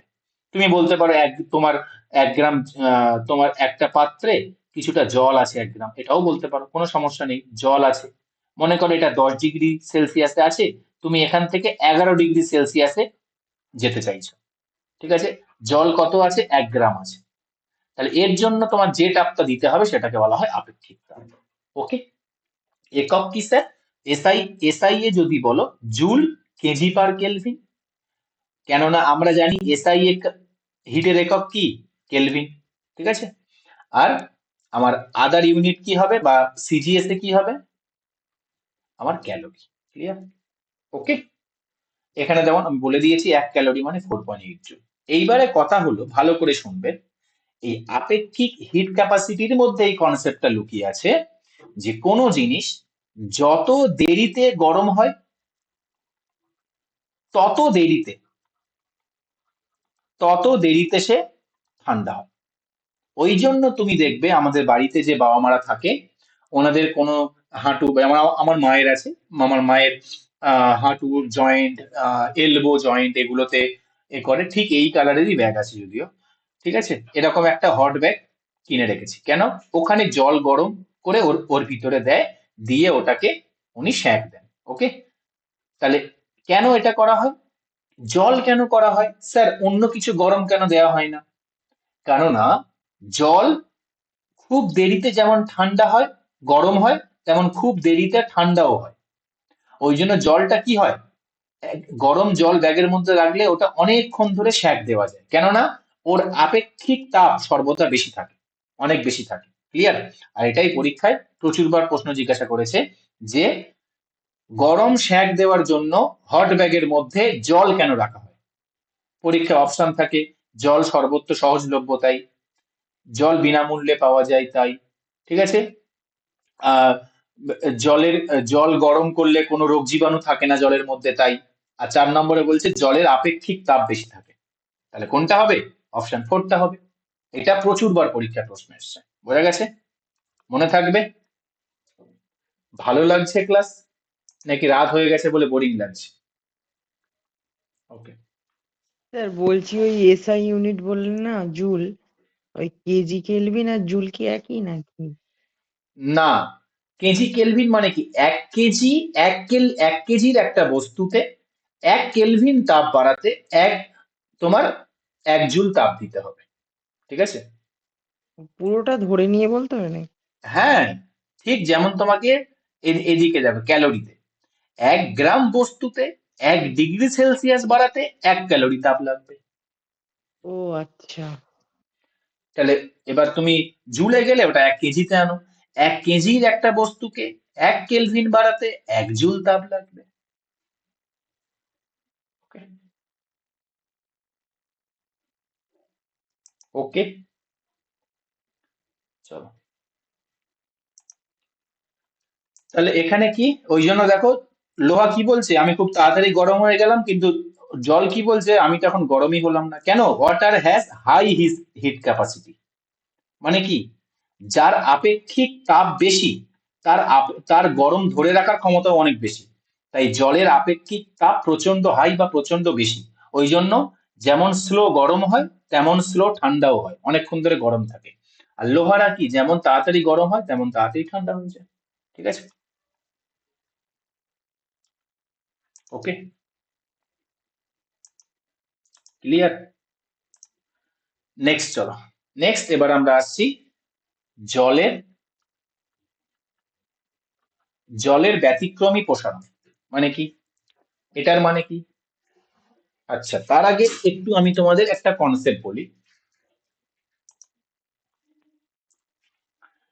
কোন জিনিস, আগে আগে বলো আয়তন কি? স্যার, আমি বললাম এই একটা বক্স আছে, এর মধ্যে এই যে ফাঁকা অংশটা আছে এটাকে আয়তন বলে, ঠিক আছে? ঠিক আছে, এবার যদি এই সমস্ত জিনিসটাকে আমি এইটুকু বক্সের মধ্যে ঠেসে ঠেসে ঠেসে ঠেসে রাখি, তাহলে এখানে, বা এরকম ভাবে ভাবো, তোমার সুবিধা হবে ভাবতে, আমার এই একটা বক্স আছে, এখানে মনে করো 5 জন লোক আছে, ঠিক আছে? 5 জন লোক আছে। এবারে আমি এইটুকু ঘরের মধ্যে এই 5 জন লোকটাকে এনেছি, কোথায় ভিড় বেশি লাগবে, এতে না বিতে? কোথায় লাগবে? স্যার বিতে, ভিড় বেশি লাগবে। ভিড় বেশি মানে কি? স্যার আয়তন ছোট করে দিলেন কিন্তু বস্তুর পরিমাণ তো একই। আয়তন যখনই ছোট হলো ভিড় কি হলো? ভিড় বাড়লো। আর আয়তন যখনই বড় হলো ভিড় কমে গেল। এই ভিড়ের অপর নাম কি? ঘনত্ব, ঠিক আছে? মানে কি, তাহলে ঘনত্বের সাথে আয়তনের কি সম্পর্ক? স্যার আয়তনের সাথে ঘনত্বের ব্যস্ত সম্পর্ক। ঘনত্বের ইংরেজি হলো ডেনসিটি। ঘনত্ব মানে কি, কোনো জিনিসের মধ্যে কতটা অন্য বস্তুর ভিড় আছে, কতটা। যেমন তুমি মনে করো তোমার এই পাত্রে জল আছে, তুমি এখানে 1 চামচ লবণ ফেলে দিলে, তাহলে ঘোলা থাকবে। এবার এই জলটাকে ঠিক আছে, তুমি এরকম একটা বড় পাত্রের মধ্যে রেখে দিলে। এবার বলো জলটা এখানে যত ঘোলা হবে এখানে কি তত ঘোলা থাকবে? তোমরাই বলো দেখি, কার কি মনে হচ্ছে? থাকবে না, কম থাকবে। কম ঘোলা দেখাবে। তাহলে স্যার ভলিউম যত বাড়লো তত আমার ঘনত্ব কি হলো? ডেনসিটি কমে গেল। ভলিউম বাড়লো ডেনসিটি কমে গেল। এখানে ভলিউম কম, আয়তন কমে গেছে, তো ডেনসিটি কি হয়েছে? বেড়ে গেছে। ওকে, এবারে দেখো, জলকে তুমি যখন গরম করবে না, এই 0 ডিগ্রি গেল, 0 ডিগ্রিতে দেখো ভলিউম এখানে আছে। এবার যখন জলকে গরম করবে, সাধারণত কি হয়, অন্য বস্তুতে তুমি গরম করলে কি হবে, একটা বস্তু আছে তুমি যত গরম করবে সে তো আয়তনে বাড়ে। ওই জন্য দেখবে রেল লাইনে কি হয়, রেল লাইনের পাতের মধ্যে ফাঁক রাখা হয় না, কেননা গরমে বাড়লে যাতে ওটা এক্সপ্যান্ড করে যায়, রেল লাইনটা বেঁকে না যায়। কিন্তু জলের একটা আচরণ আছে, জল যখন 0 থেকে 4 ডিগ্রিতে যাবে না, এই যে জার্নিটা, এইটুকুতে জল বেড়ে না গিয়ে, সম্প্রসারণ না করে আরো বেশি ওর আয়তনটা ছোট হতে থাকে, ও বেশি সংকুচিত হতে থাকে। 4 ডিগ্রিতে গিয়ে ওর আয়তন একদম এইটুকু হয়ে যায়, দেখো এইটুকু হয়ে যায়। ওকে, আবার 4 ডিগ্রির পরে গিয়ে কি হয়, আয়তনটা আবার বাড়তে থাকে। তাহলে 0 থেকে 4-এ জলের আয়তন কমতে থাকে, 4-এ গিয়ে একদম আয়তনটা মিনিমাম হয়ে যায়, 4-এর পরে আবার কি হয়, বাড়তে থাকে। ওকে, তাহলে ঠিক ডেনসিটি এর উল্টো হবে, মানে ঘনত্বের ক্ষেত্রে উল্টো ঘটনা ঘটবে। কি ঘটনা ঘটবে বলবে স্যার, ঘনত্বের ক্ষেত্রে এখানে কি হয়, 0 থেকে 4-এর মধ্যে ভলিউম কমছে, জলের আয়তন কমছে। দেখো 0 থেকে 4-এর মধ্যে, এখান থেকে এইটুকুর মধ্যে কি হচ্ছে, ভলিউম দেখো বাড়ছে, দেখো ঘনত্ব দেখো বাড়ছে। আর এই জায়গায় গিয়ে ঘনত্ব দেখো ম্যাক্সিমাম হচ্ছে না 4 ডিগ্রিতে গিয়ে। আবার যখন 4 ডিগ্রির পরে দেখো ঘনত্ব আবার কমছে, মানে কি, এখানে যখন ভলিউম যখন কমছে, ঘনত্ব তখন বাড়ছে। ভলিউম যখন মিনিমাম, ঘনত্ব তখন ম্যাক্সিমাম। ভলিউম যখন বাড়ছে, ঘনত্ব তখন কমছে। তাহলে ঘনত্ব কোথায় কমে, 0 থেকে 4-এ। এর মানে স্যার 0 থেকে 4-এ ভলিউম বাড়ে। ওকে, ভলিউম কমে ঘনত্ব বাড়ে, তাই না? 0 থেকে 4-এ কি হচ্ছে, ভলিউম কমছে তো, নিচের দিকে নামছে তো, ওই 0 থেকে 4-এর মধ্যে দেখো ঘনত্ব বাড়ছে। ঠিক আছে, 4-এ গিয়ে জলের আয়তন মিনিমাম, 4-এ গিয়ে জলের ঘনত্ব ম্যাক্সিমাম। 4-এর পরে জলের আয়তন বাড়ছে, তাহলে 4-এর পরে ঘনত্ব কমছে। বলো ক্লিয়ার? এ পর্যন্ত ক্লিয়ার হয়েছে? এটা কারোর কোনো সমস্যা আছে? ওকে, এবারে আমি তোমাদের বোঝাবো একটা খুব সুন্দরে। তার আগে আমার একটু সময় দাও।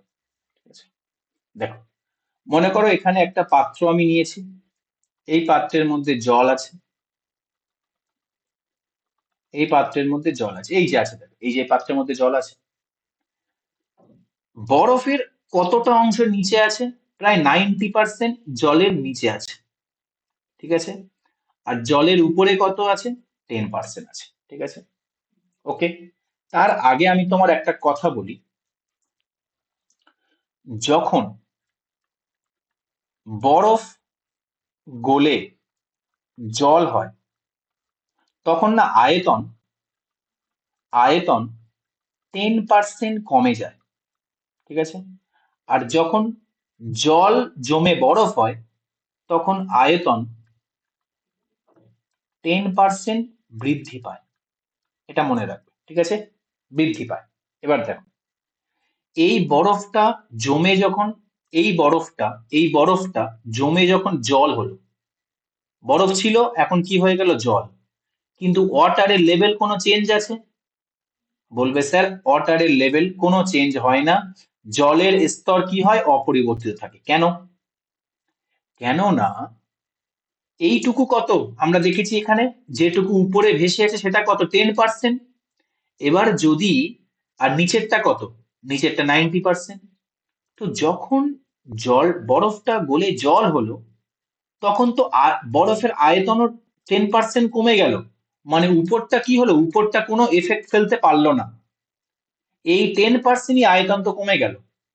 ফলে জলের স্তর কি, নো চেঞ্জ, কোনো পরিবর্তন হয় না। ক্লিয়ার?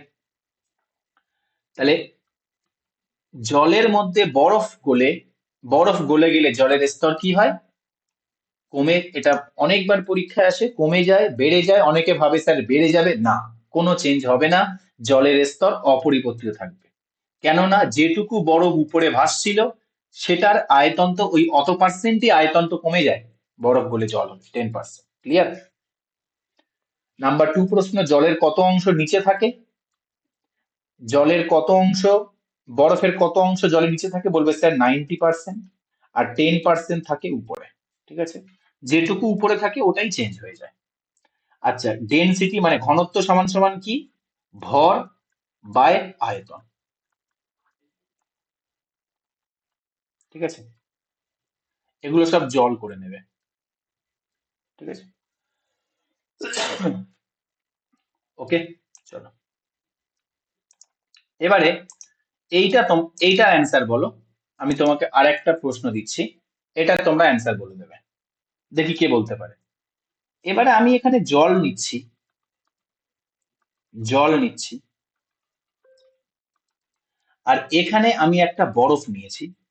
বরফের অনেকটা নিচে আছে, কিছুটা উপরে আছে, আর এর উপরে আমি একটা কয়েন বা লোহার বল রেখেছি।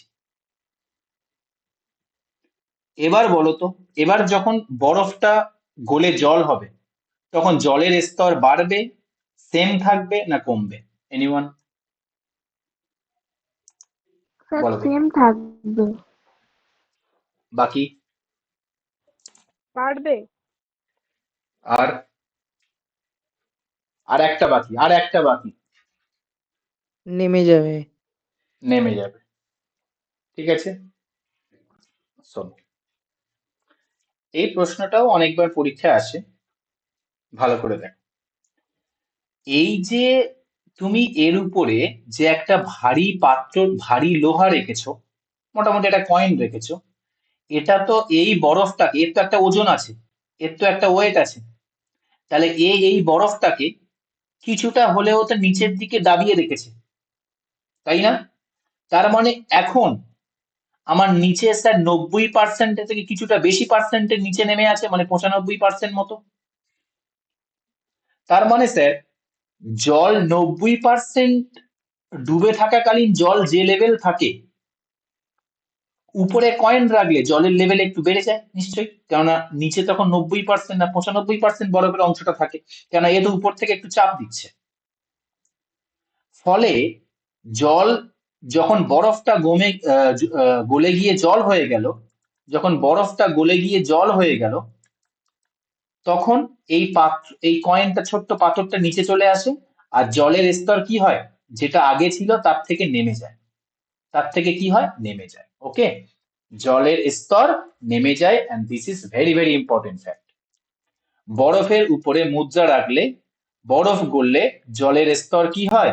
জলের স্তর নেমে যায়। কেননা দেখো, তখন নিচে বলতে পারো 95% ছিল, আর উপরে 5% ছিল।